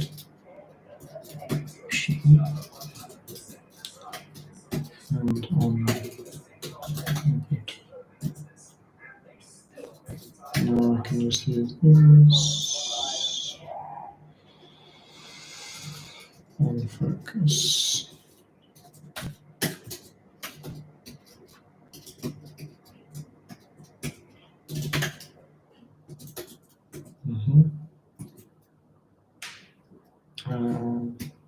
Do on focus.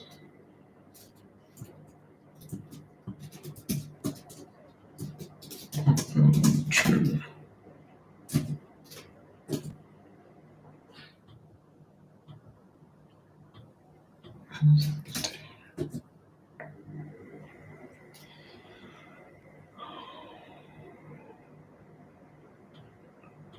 Okay. I'll try something else. Put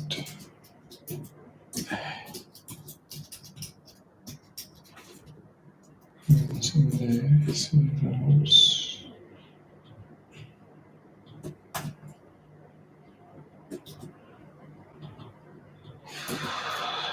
Okay, I know that Bits UI allows you to. Oh, sorry.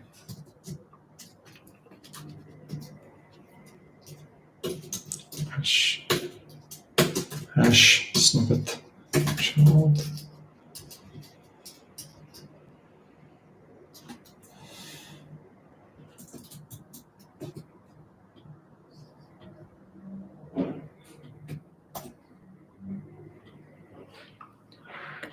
Open this thing.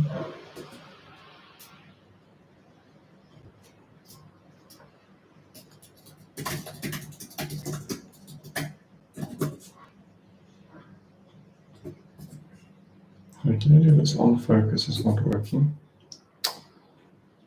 Something strange is going on. Porca miseria. I'm just being an idiot. It's not passing through each text field, implements its own, so that's the same thing I have to do for the normal text field. So link down and paste. This should work. Really hope. Oh, come on, at least the events tree still not doing what it's supposed to. Open sesame.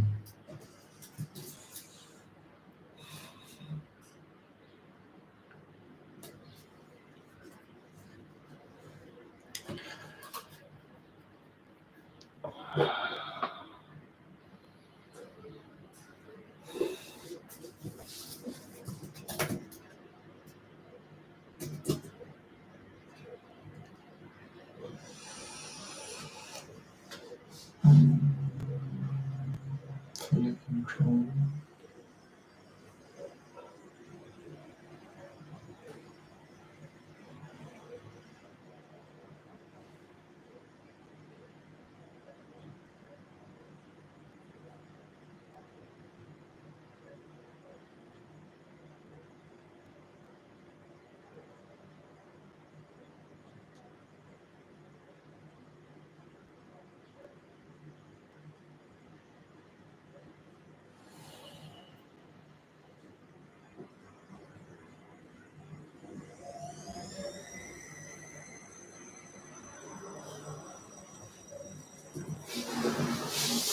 That is a pity. Okay, so now I have to stick with this guy. I think I can probably figure it out if I spend enough time on it, but okay, we're just gonna have to style this input exactly like it's styled over here. Okay. So now,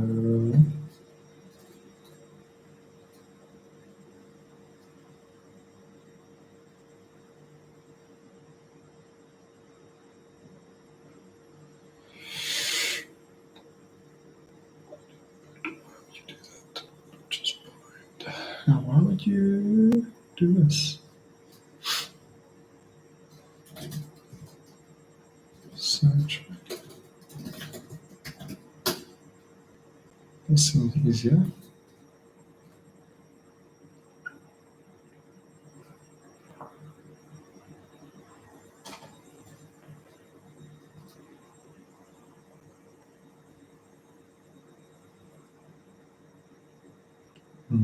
That's their own thing.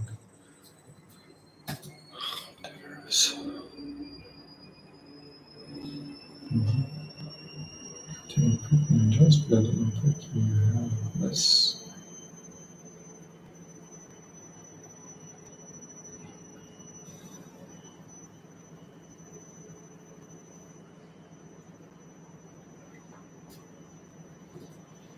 Or maybe go with my own styling.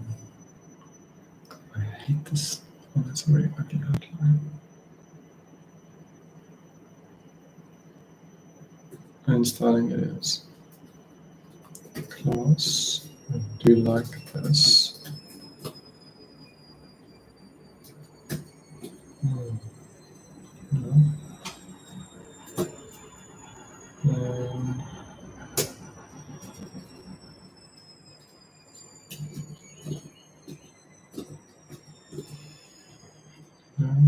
That's what is happening.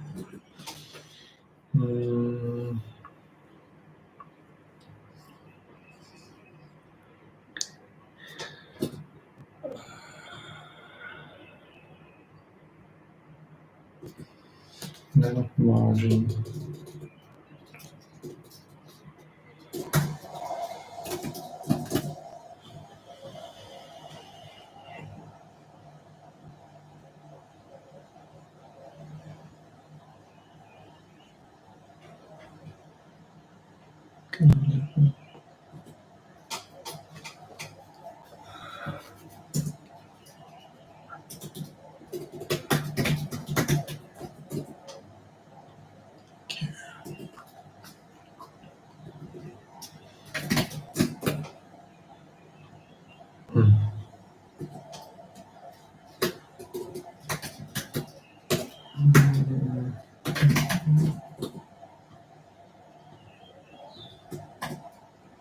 I'm sorry,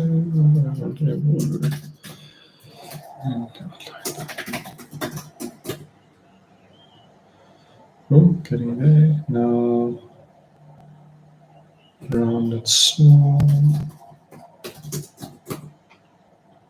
Sorry, extra small. Nice. Can we just move this a little bit down? Oh, I guess I'm not doing it yet. Divider.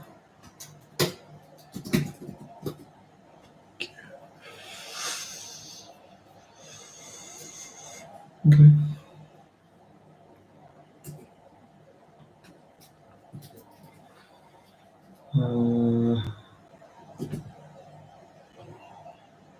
Okay.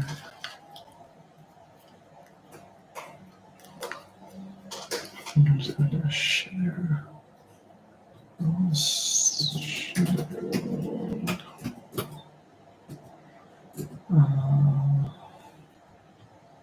Yep, getting there. Now also, that offset's quite big. It's huge. Yeah. widths must be the same.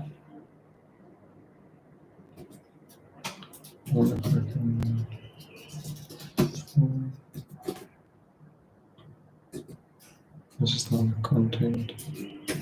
Viewport with 4. So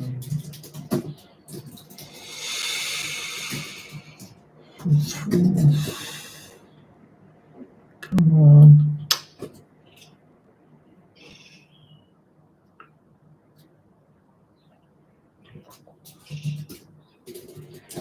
So die walnut is R2000 duurder. Die walnut is die donker kleur, andersins is dit white oak wat ons daar nie wil is. Ek hou van die white oak. So sal jy eerder vir die white oak gaan. Wel, ek gaan nie nog R2000 meer spandeer as wat ons al klaar gaan betaal. En ek hou actually meer van die white oak. Meer as die donker dit. Ja, Jy het als gesê jy meer van die donker dit weer. dis wat ek gesien het, maar ek hou van hierdie. Ek dink dit gaan nice wees vir die bed ook. Maar ek Ek hou van die donker kleur meer, maar to be honest, ek hou regtig meer van die white oak regardless van die prys.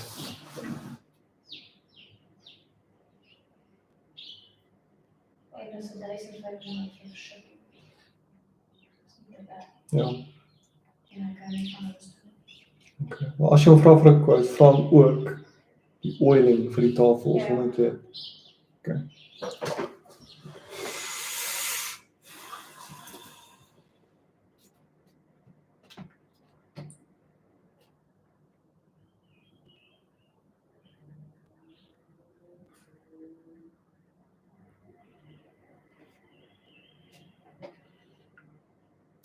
My friend sending me some tennis videos. You play tennis as well.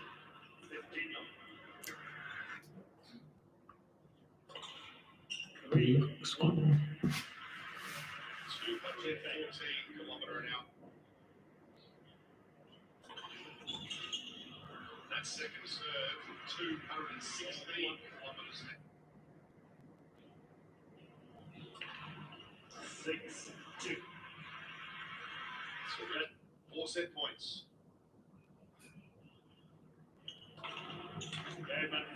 There is the man.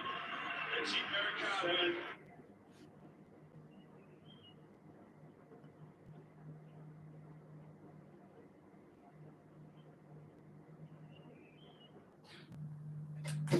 Let me just finish this select component.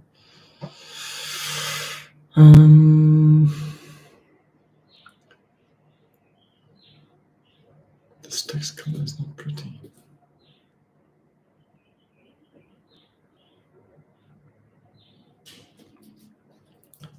Text on so first variant, that's what it's better. It can actually change. It does look better though. Don't hide myself. Okay, let it not change.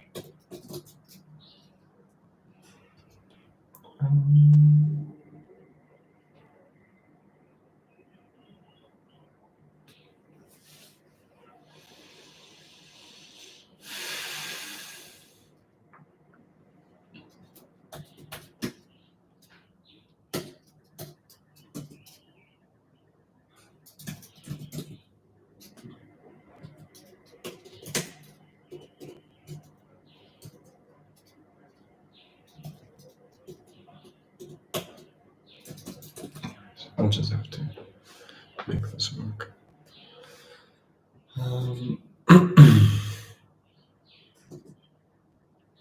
Okay, now why does this thing?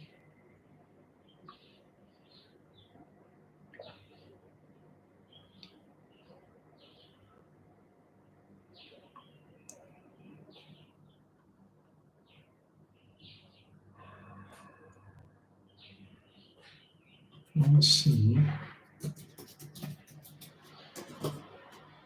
Where's the issue? Okay, it's already there. display with form I wanted.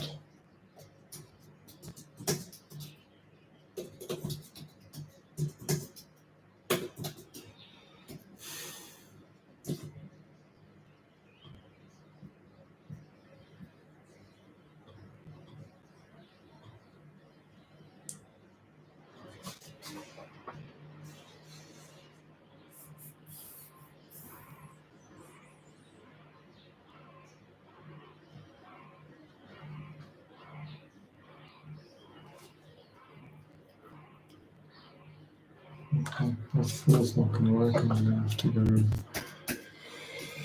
manually. So both the inputs width, which for argument's sake, let's say this is 300 pixels, and the item width, I'll have to set.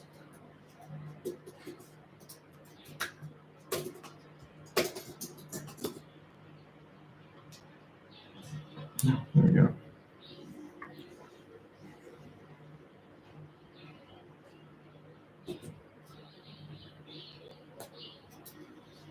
I wonder if I set the content with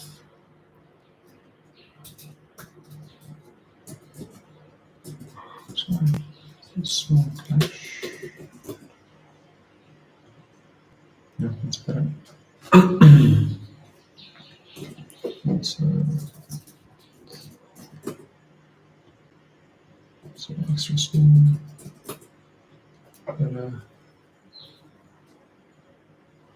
cool background surface.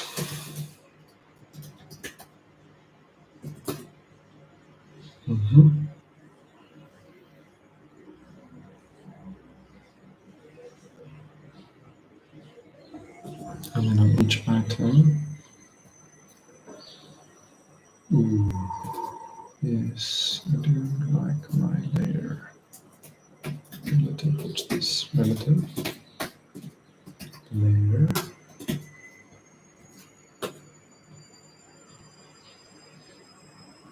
Hover effect, ripple effect.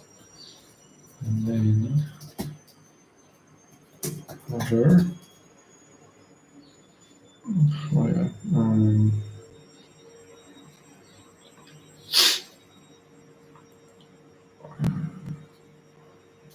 Primary container, I guess.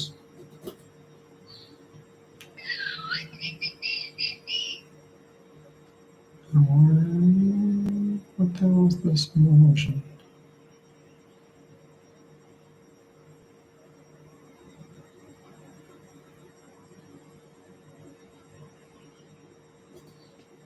Maybe look at this. Very margin. I'm not padding. Let's see. Where are the padding? Oh, sorry. No, my Vue list. There's the bugger, I'm pretty sure. Look at that.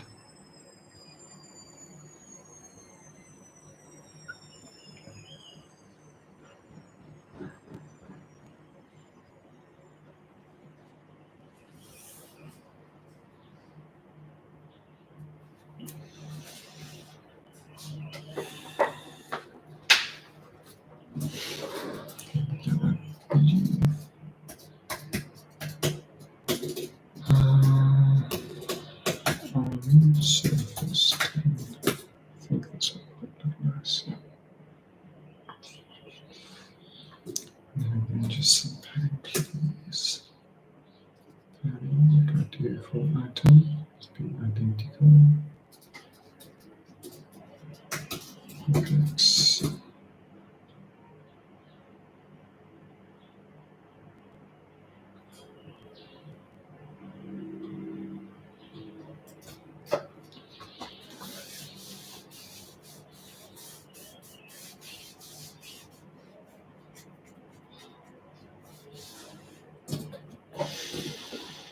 Yes. this is fine.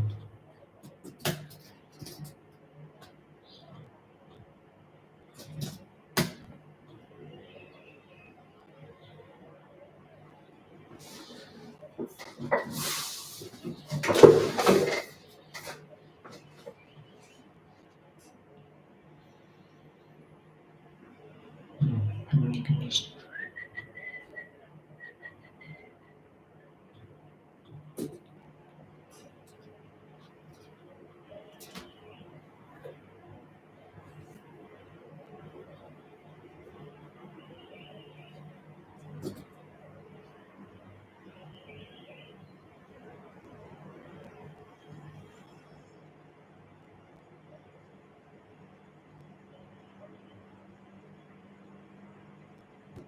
this is a very basic select.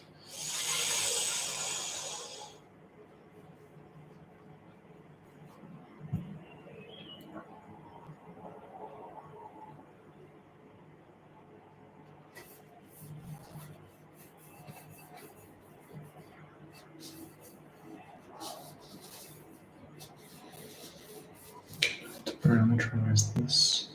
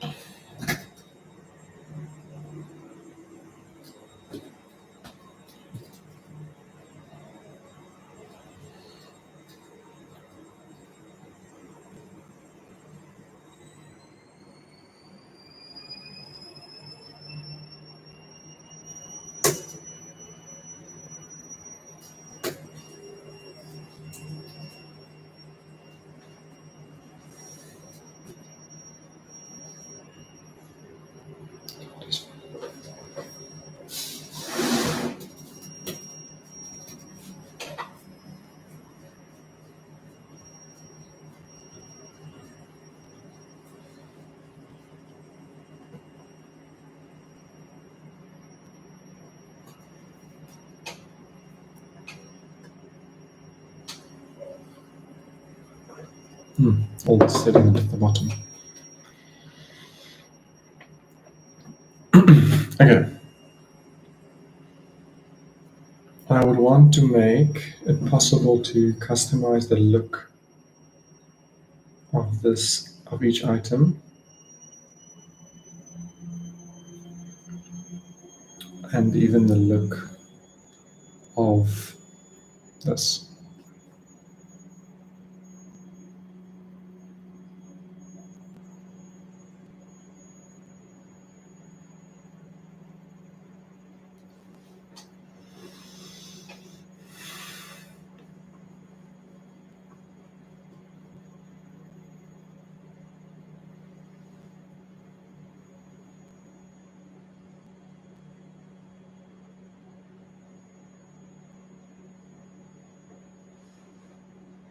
See something.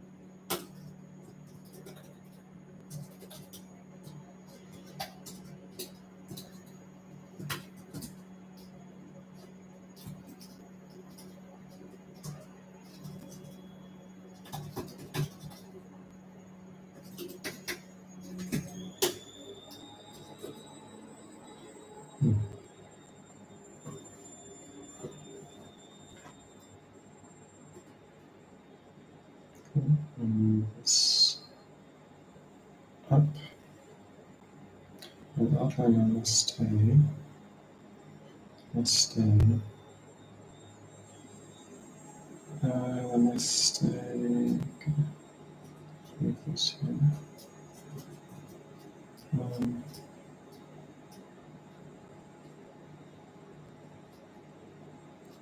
this out. Even the border, yeah.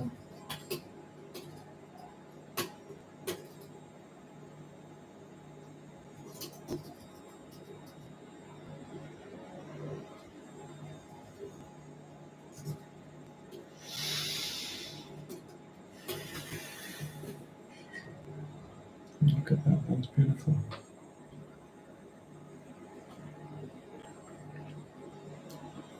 So if someone wants to customize the look of their thing, they can.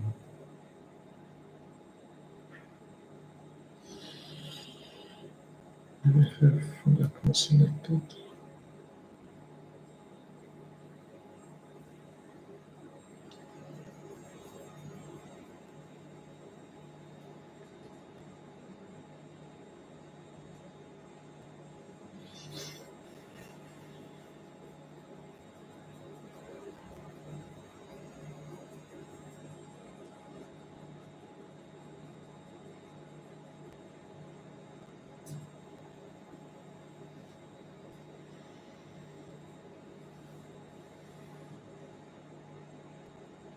I'll allow them to pre-pin something, I think.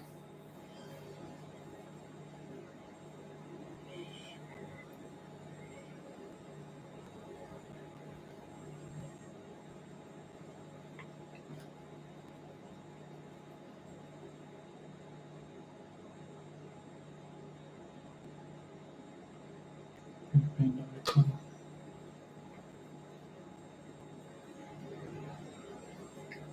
Maybe a pinned icon. Let's just do a pre-pin icon for now.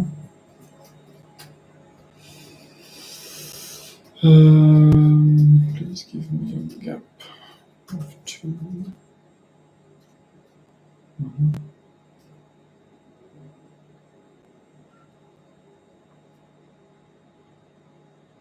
Icons that are too close to the side, or the values would do for.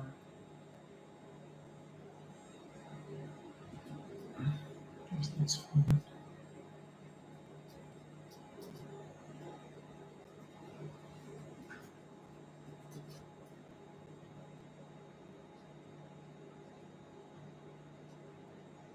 Actually, I'm going to pen there. There we go.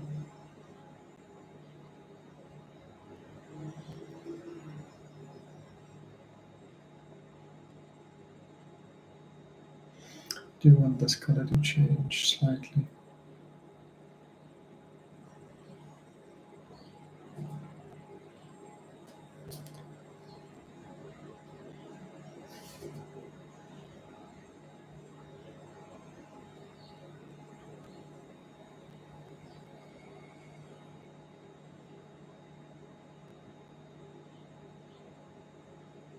Maybe just stick in the border and focus.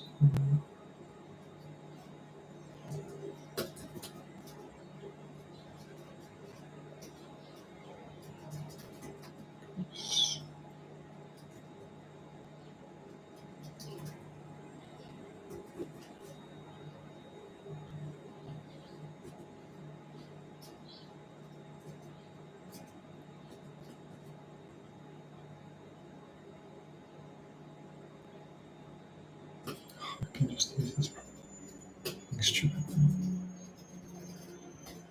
Can just use.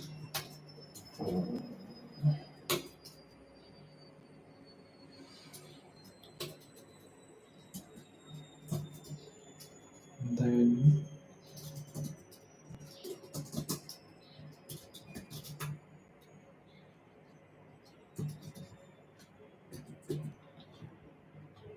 there we go. Showing what we're working on. Noise. It's not playing along as nicely. I have to move this back a lot.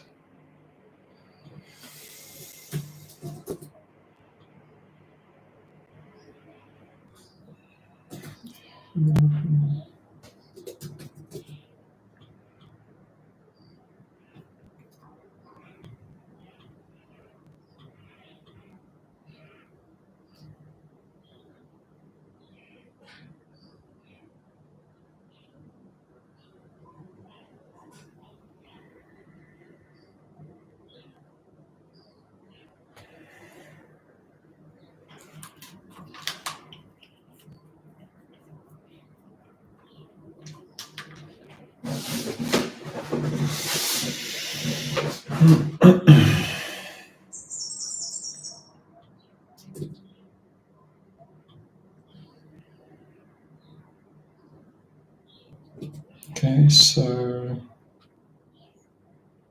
now I want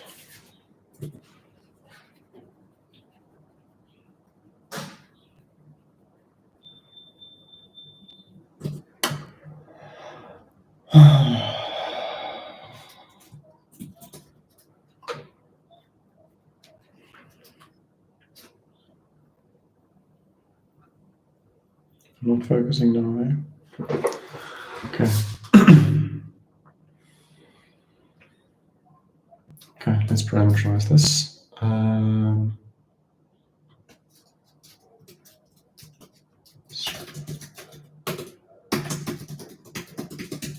Okay, so I want export interface select box. You are going to have to give me, I guess, the value which will be bindable. Oh, actually, I want to make a generic.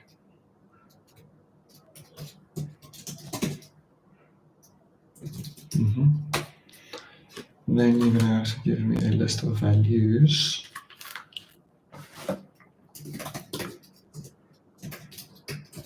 Okay. Each value must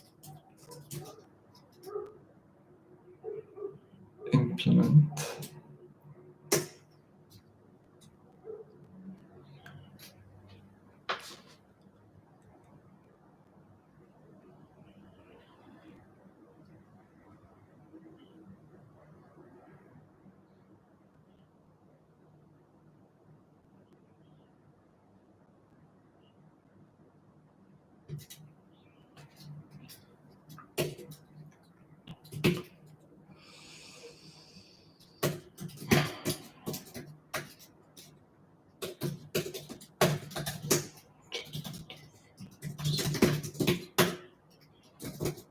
this one now. You can print what? Expect token implements.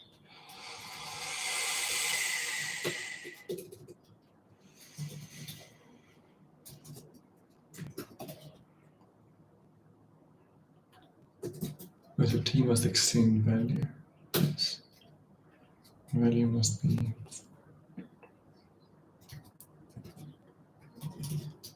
value. Oh, actually it could be anything, right?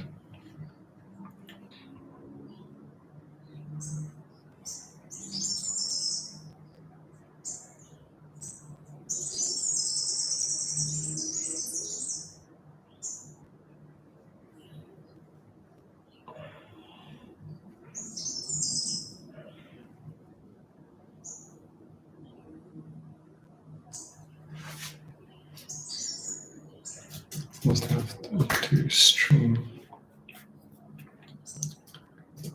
Return string.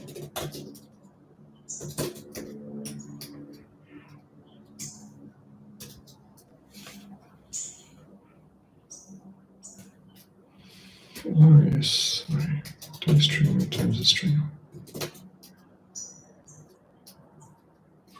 Okay, so now I just want to see if I get p dot. Let's say so select props.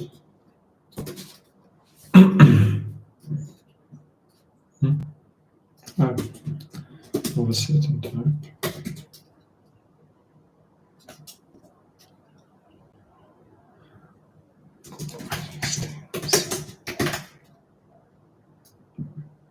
Come on. Oh, yes, start generic components or something.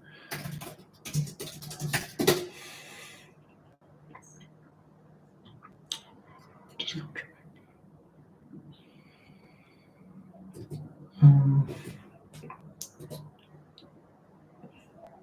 generic props, there we go. Generic props. generics equals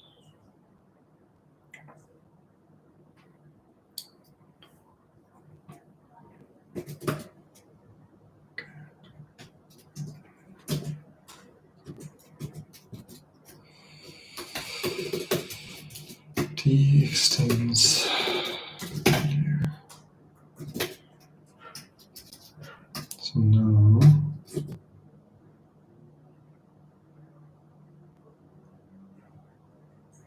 I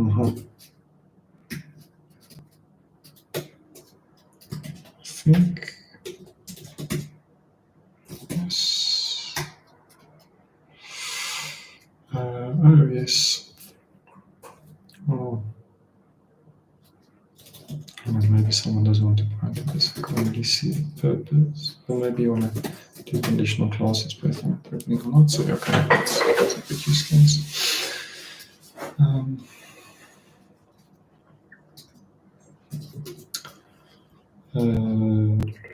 want to see value dot. Nice. If I do strings, if you give me a list of strings, I can use them otherwise. Because the thing is, whatever string you give me, that's going to be the ID and the display. Unless you change it, the display.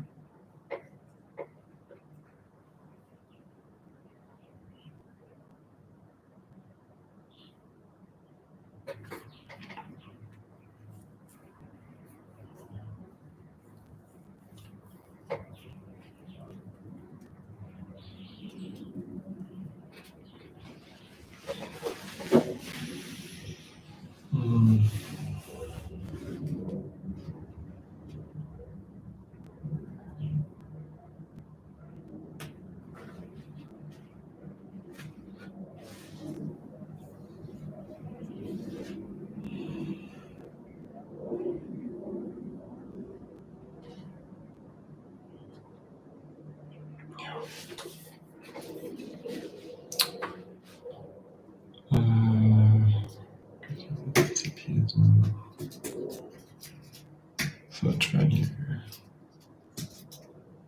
and return everything without values. Now I should turn values further.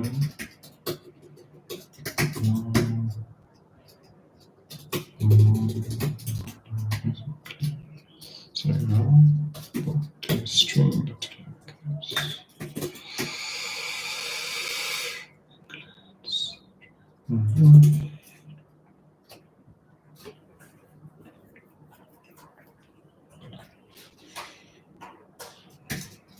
Okay, about the names for now. Type multiple. What?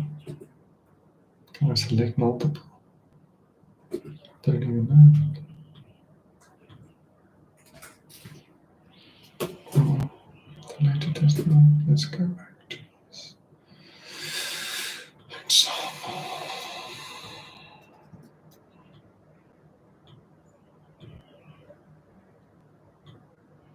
But you're just showing one, so what's the point of selecting multiple?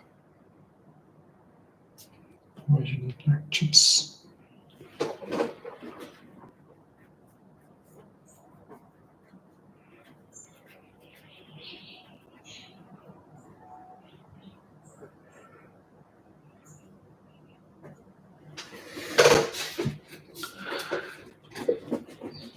This is nice. Nothing multiple.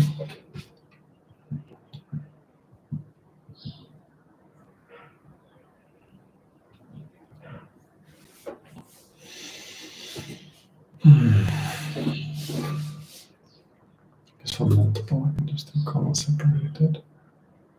Or chips.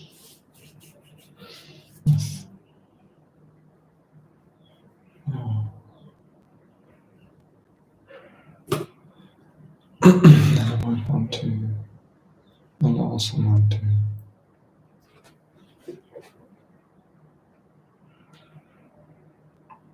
Doing asynchronous filtering.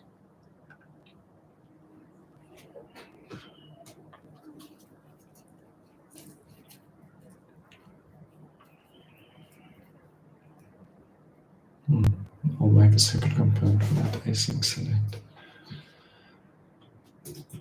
For now, let's just do asynchronous.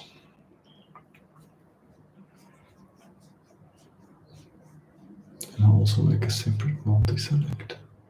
This is just selecting one thing, so no multiple. Cool.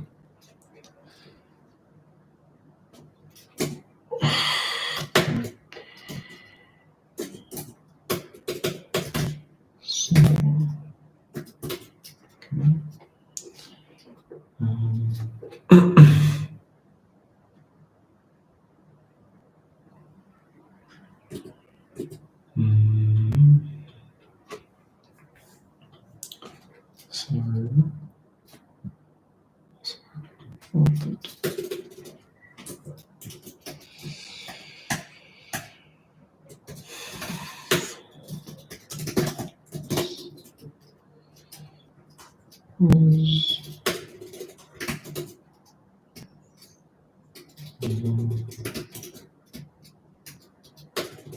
Interesting.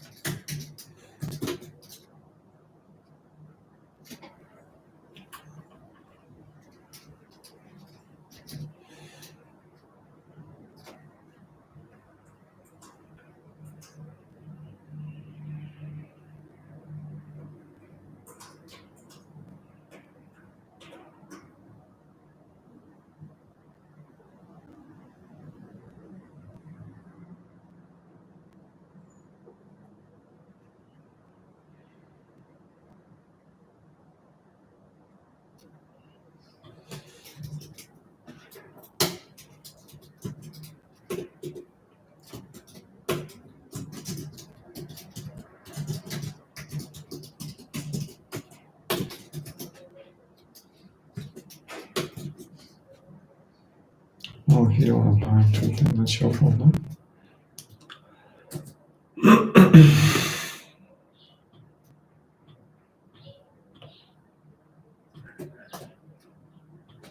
There we go.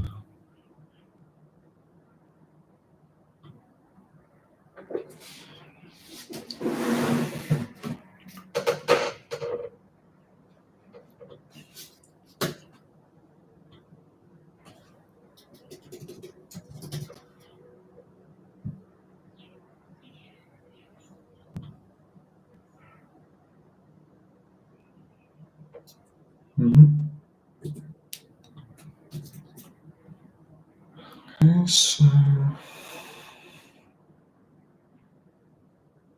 let's find the value must also be findable.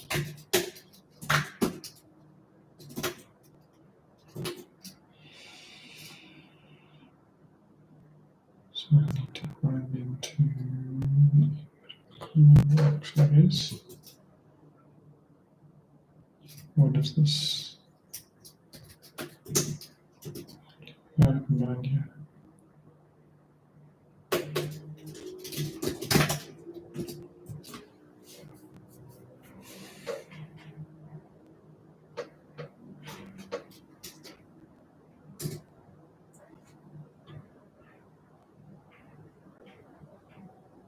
Oh, sorry.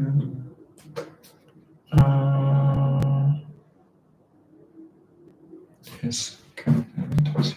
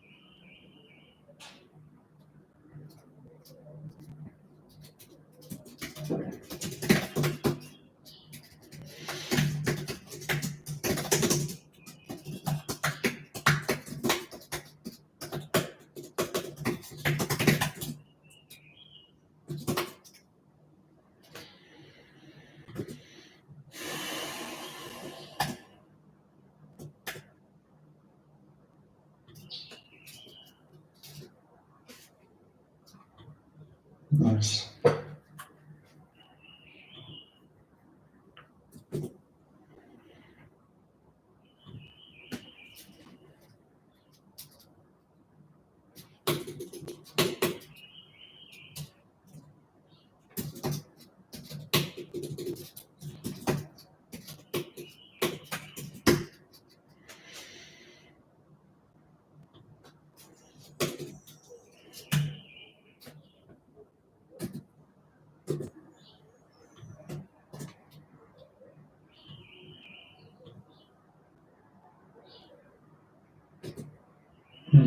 Okay.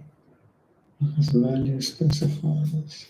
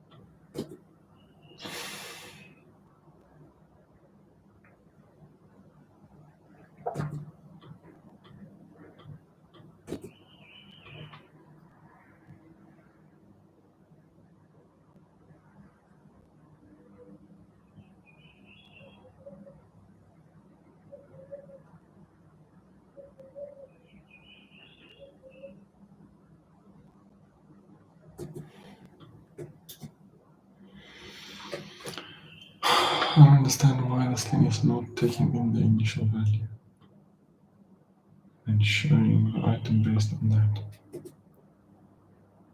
Maybe it is, but the input's not showing it.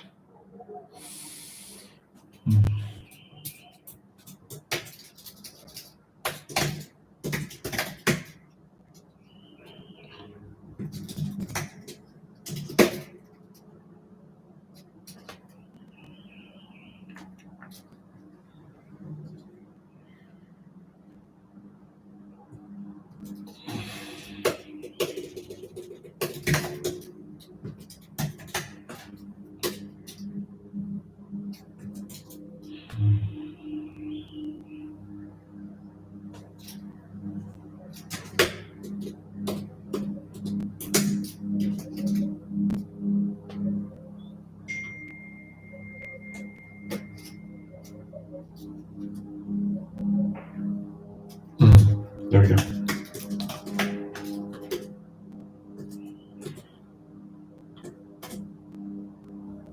Yeah, it looked great.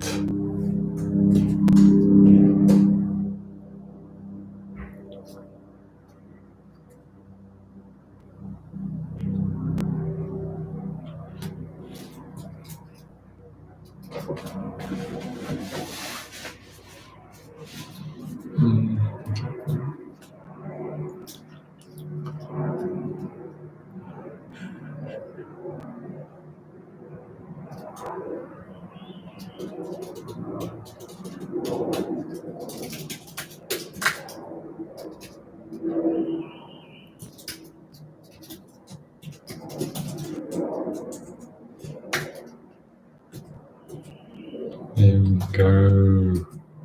Beautiful.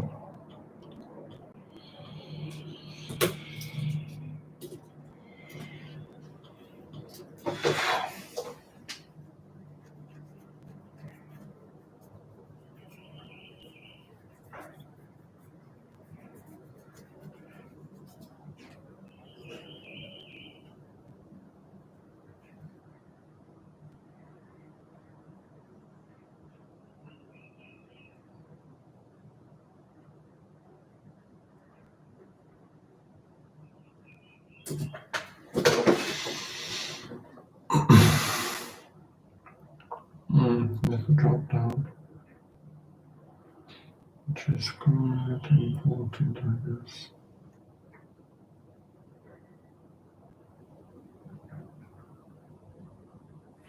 Doch mein Leben ist so nice. Okay, let's have a drop down and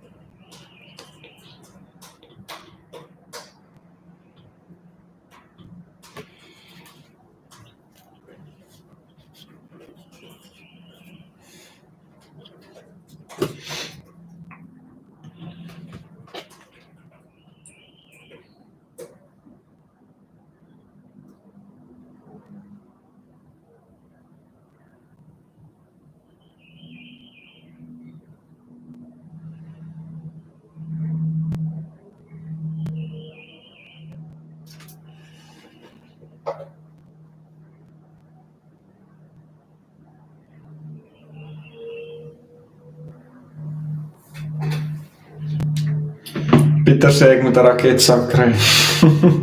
Nee, dit is nou fyn van hulle. Hoekom weer raketsak? Want hy sê anders word die raket beskadig. Deur wat? Wel, as dit stamp en so, dan is fiberglass. As toe die dit rondskuif of wat ook al, dit kort net 'n sakkie.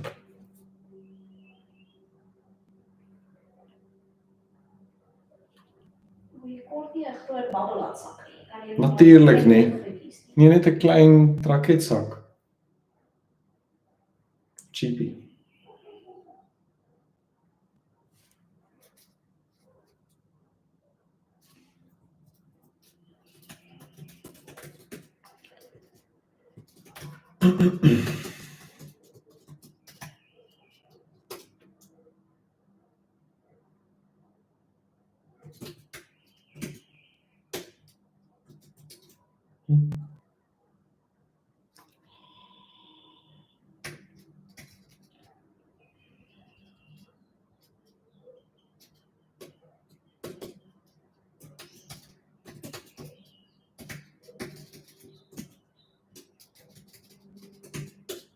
No, stop it.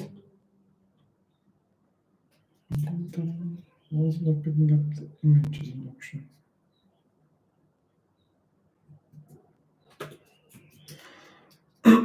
That's interesting.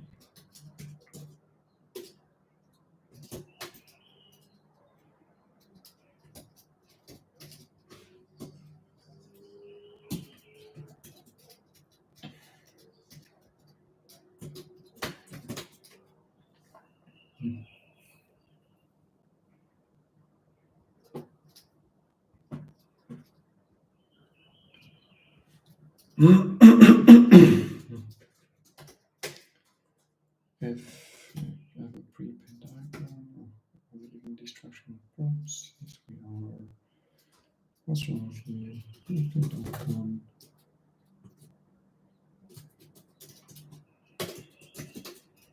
Then give me my account.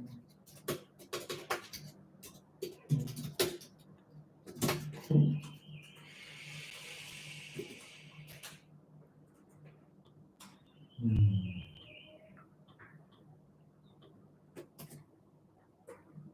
This looks horrible.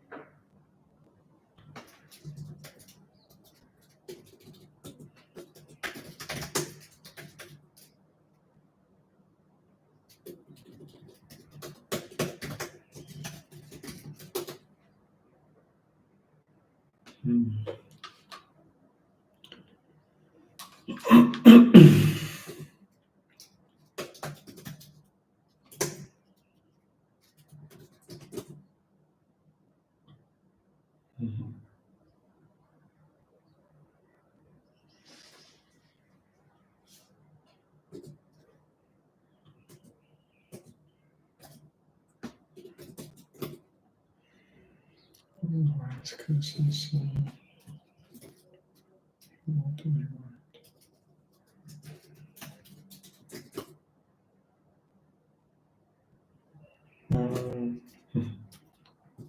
Cool. Listing.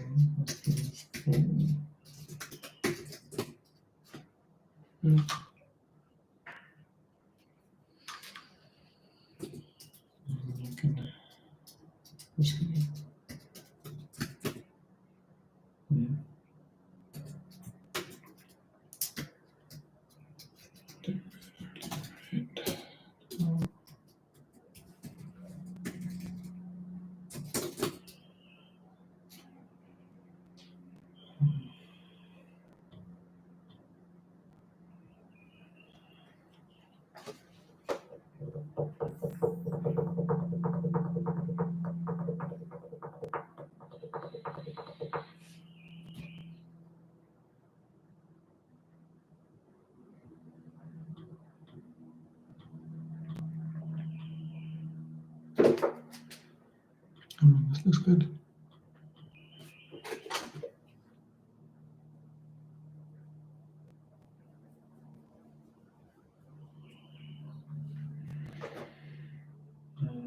Now we need to bring back our overview. Maybe that's small.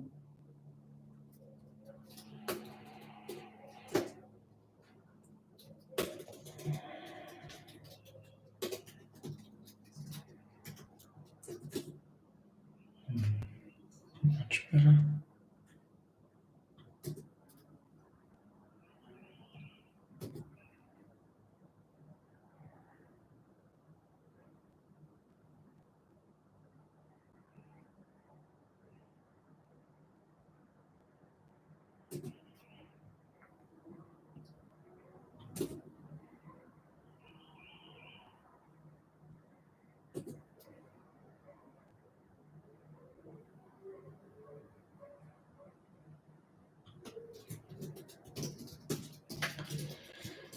Class to override.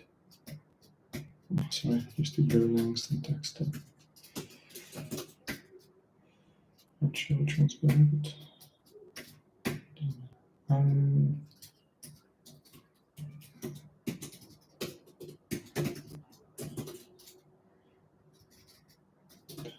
merge, amazing tool. Okay.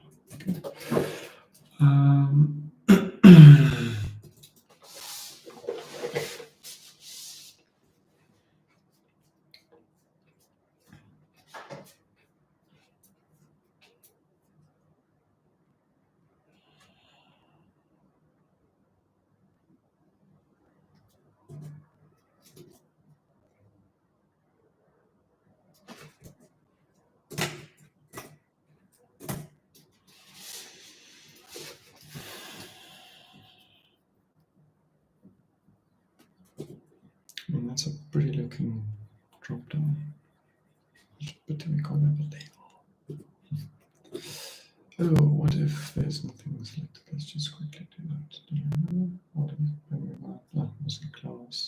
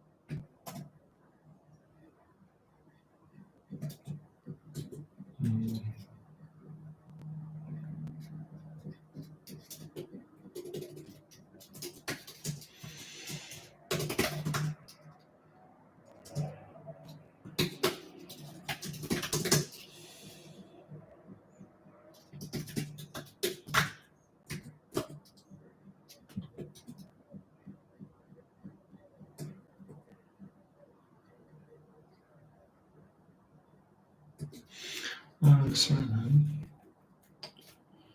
This was the issue.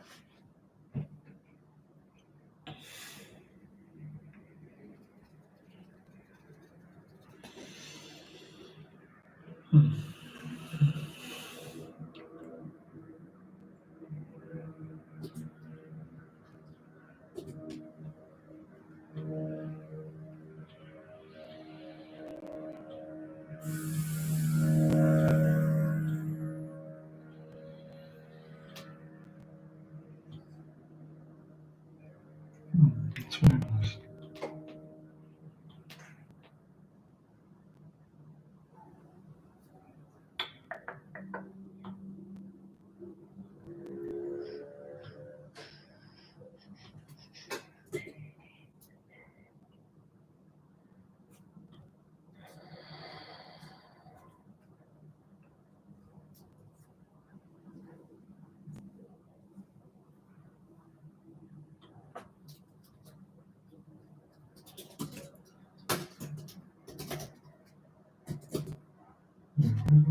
Doesn't want to see how this would look. Kind of need a bit of a border there. Maybe a bigger shadow. Especially in dark mode.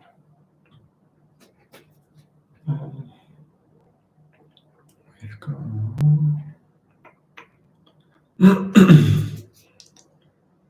shadow 1. I think I'm going to do dark shadow.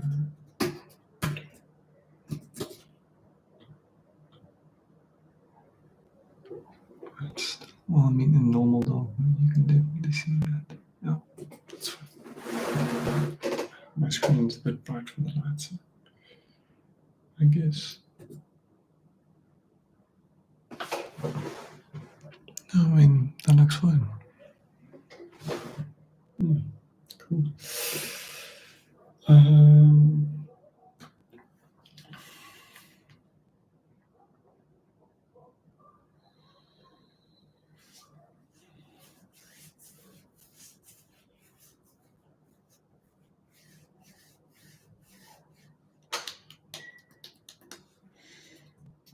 This max edge thing.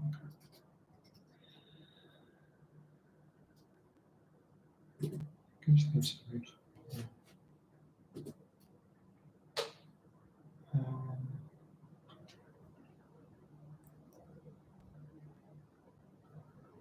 just going to add a bunch of numbers.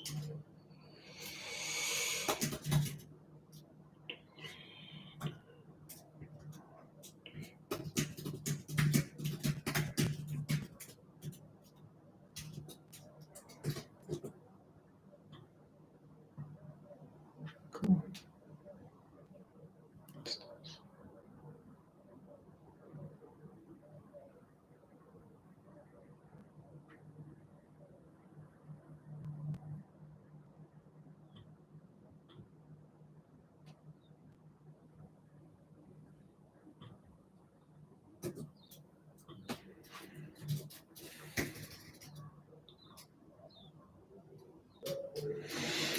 Yeah, we're going to have to. Yeah, we really do need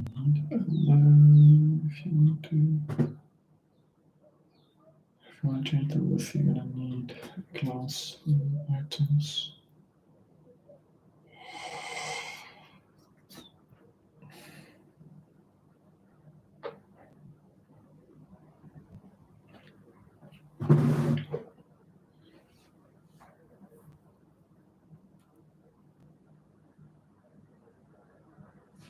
To get rid of a bunch of these classes.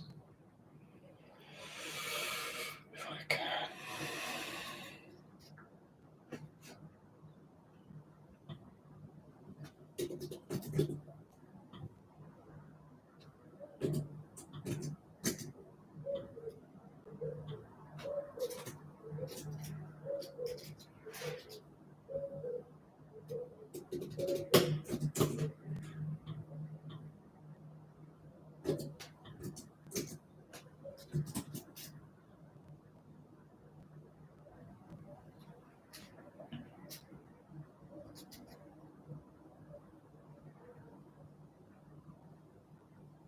I want to combine them somehow.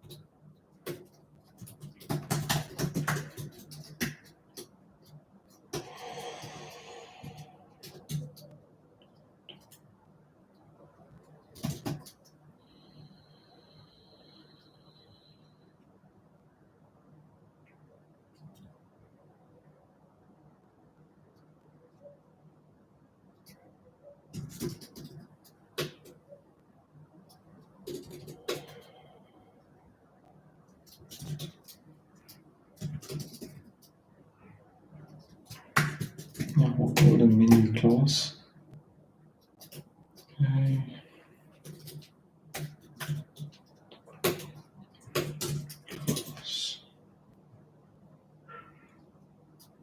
So now I can, if I want to override with some stuff.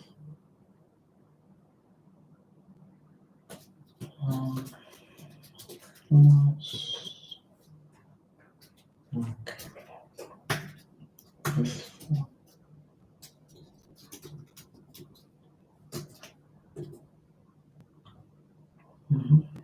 So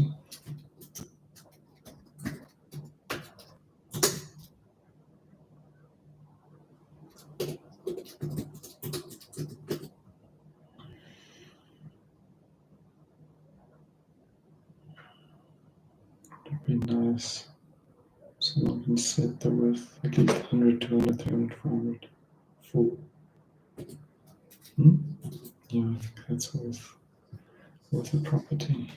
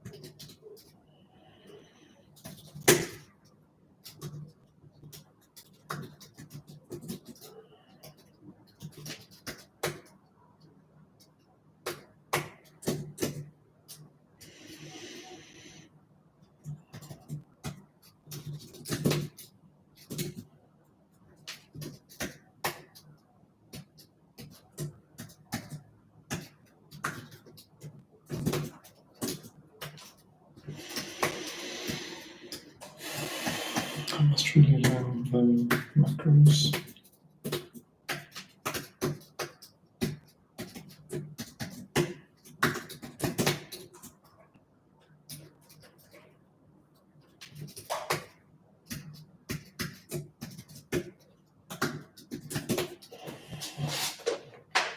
And then, oops.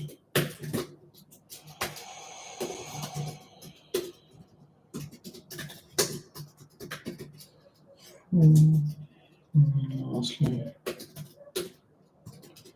make default.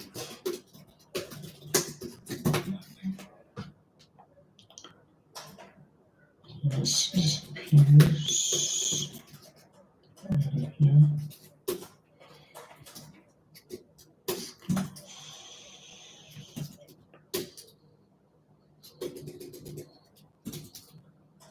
Oh, sorry, that's a derived thing. Let's see here.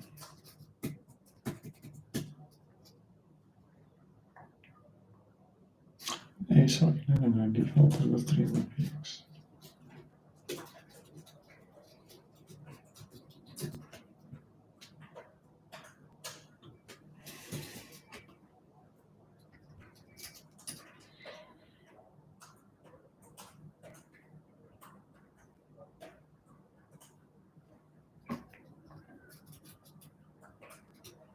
Svelte and merge.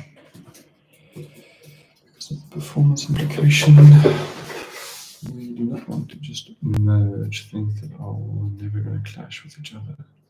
So instead of just doing tail merging and all my own logic things attached on, the only thing I'm merging is things that the consumer wants to override. So now I can just go with class.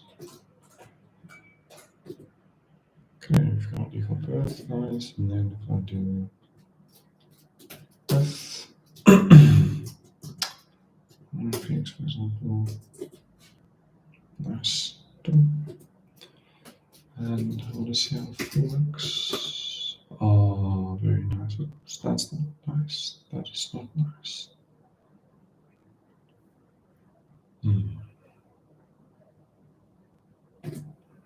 I think. I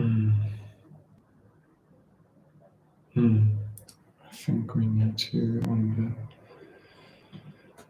this this is all contained.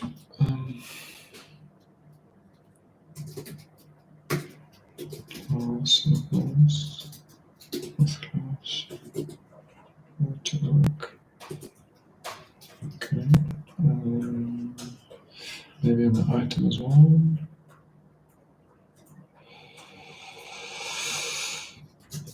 Let's see. No, it's not.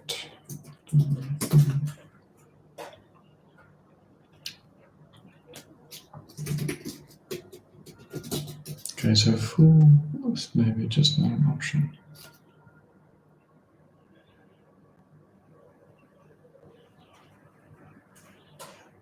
Cool. I mean, that is just how it is.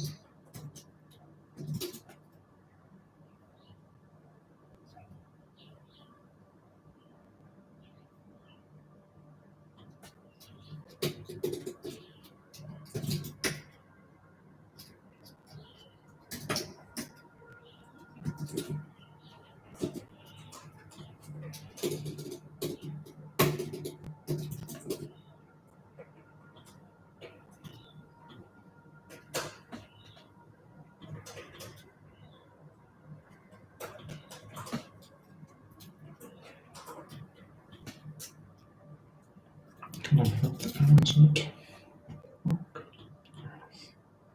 There's all these.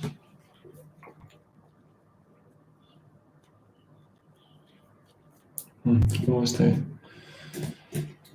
We also now need our test with some custom thing, some custom type.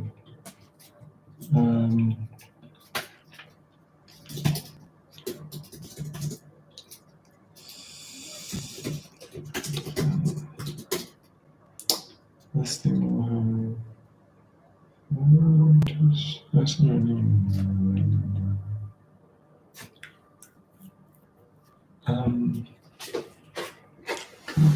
yes.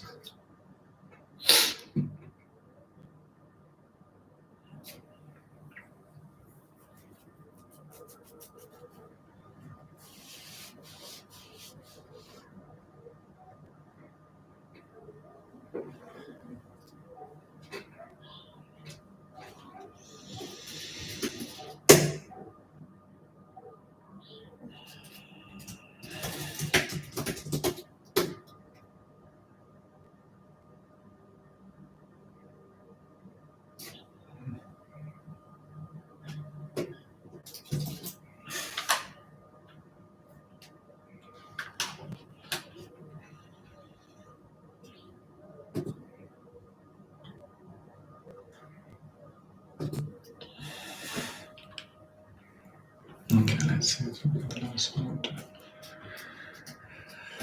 override this. Actually, not override, but bring their own content. Still want the layer, yes. No, okay, either. Let's let this look at this. Right.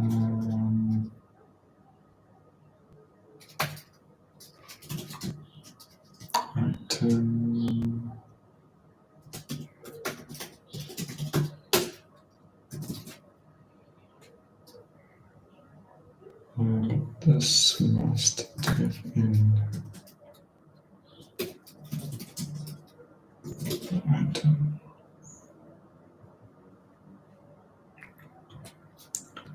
So, if there's an item snippet,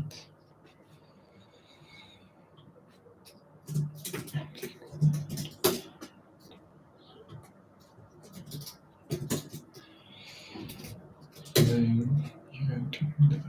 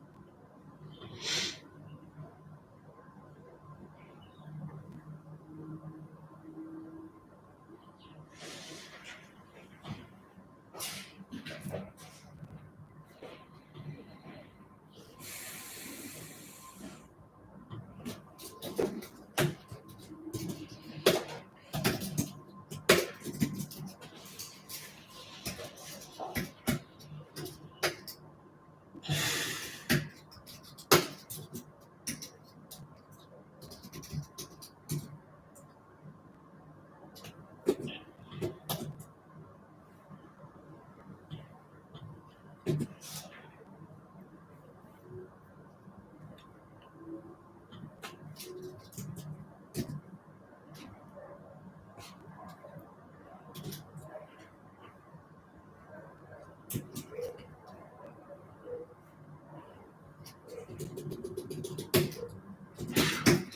yes. Yes. I think this is the syntax.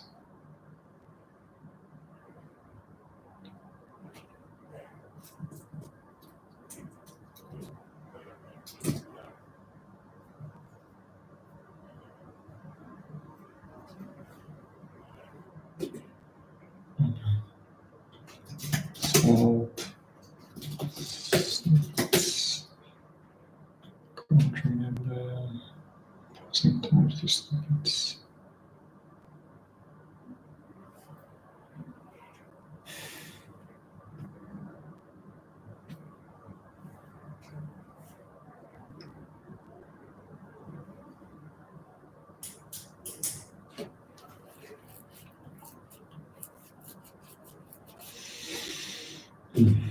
Okay, so no,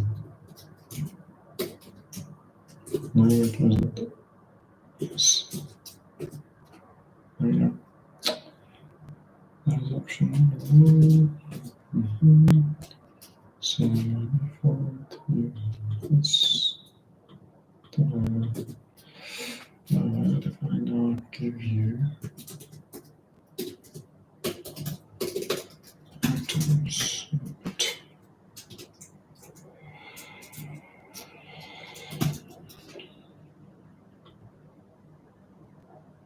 That's what I remember those. Because we give values, this can actually just be a child.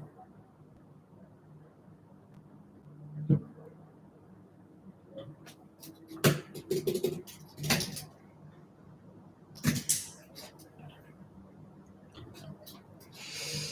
Okay.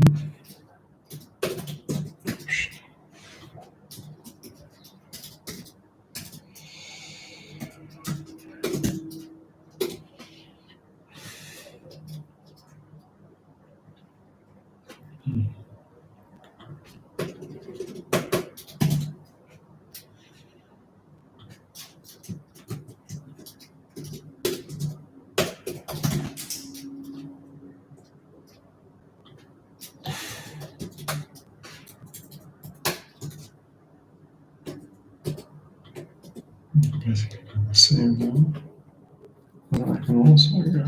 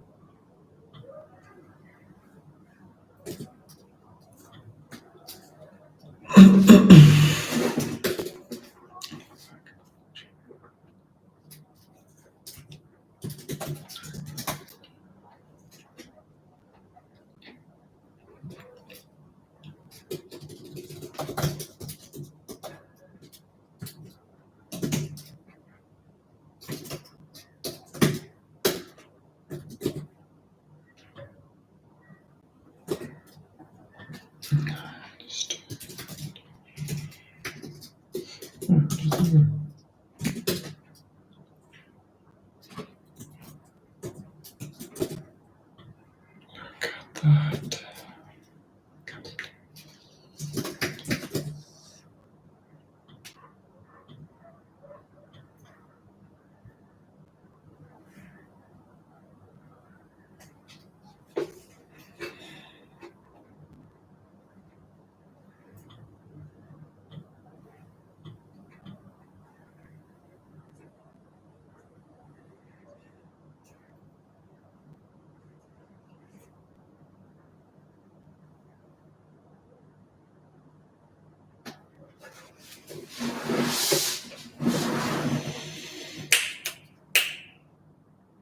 I think that is all selected.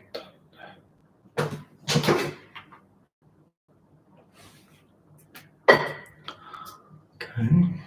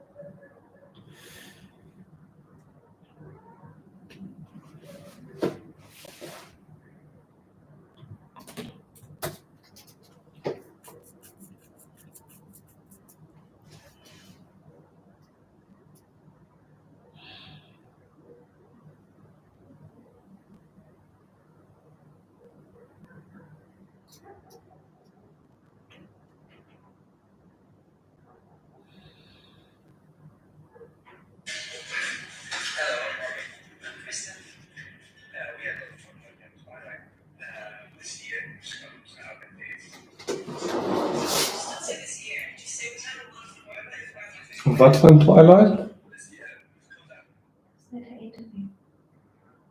Yes, it's Twilight obsessed now. Ah, das ist funny, what is this?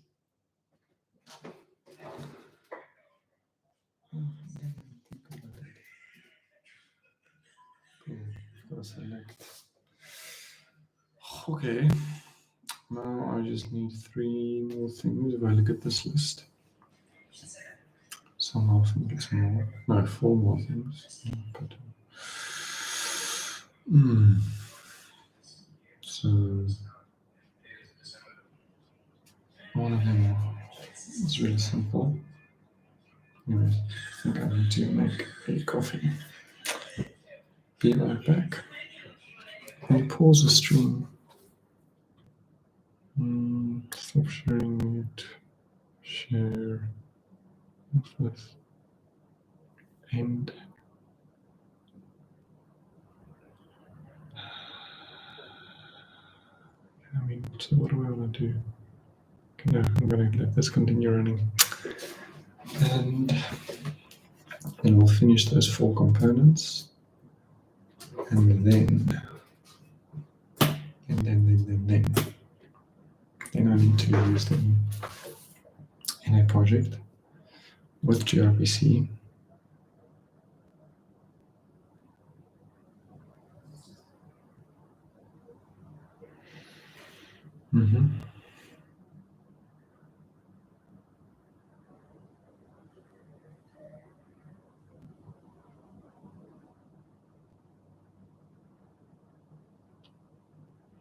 Auth and all of that. The easiest one will be what I had to do in Flutter this week for desktop app. Really basic what you need to do. It was very complex in Flutter, unfortunately. And I think, because I mean that's very basic, literally one gRPC hit. But you need auth, you need to be able to make the gRPC hit. There's no data loading, so I can always let there be data loading.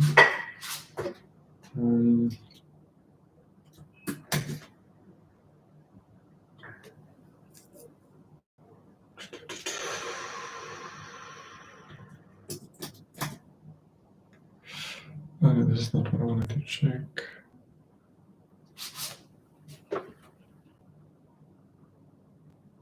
I think this is the point where me streaming on YouTube is not the best if I'm working with company stuff.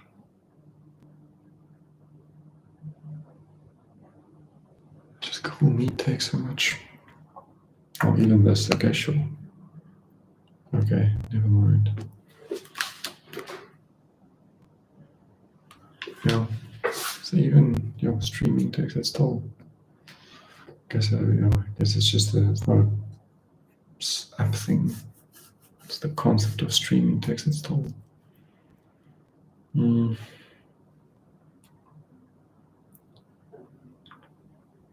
I guess I can just record myself. Yeah, okay, this is it for now.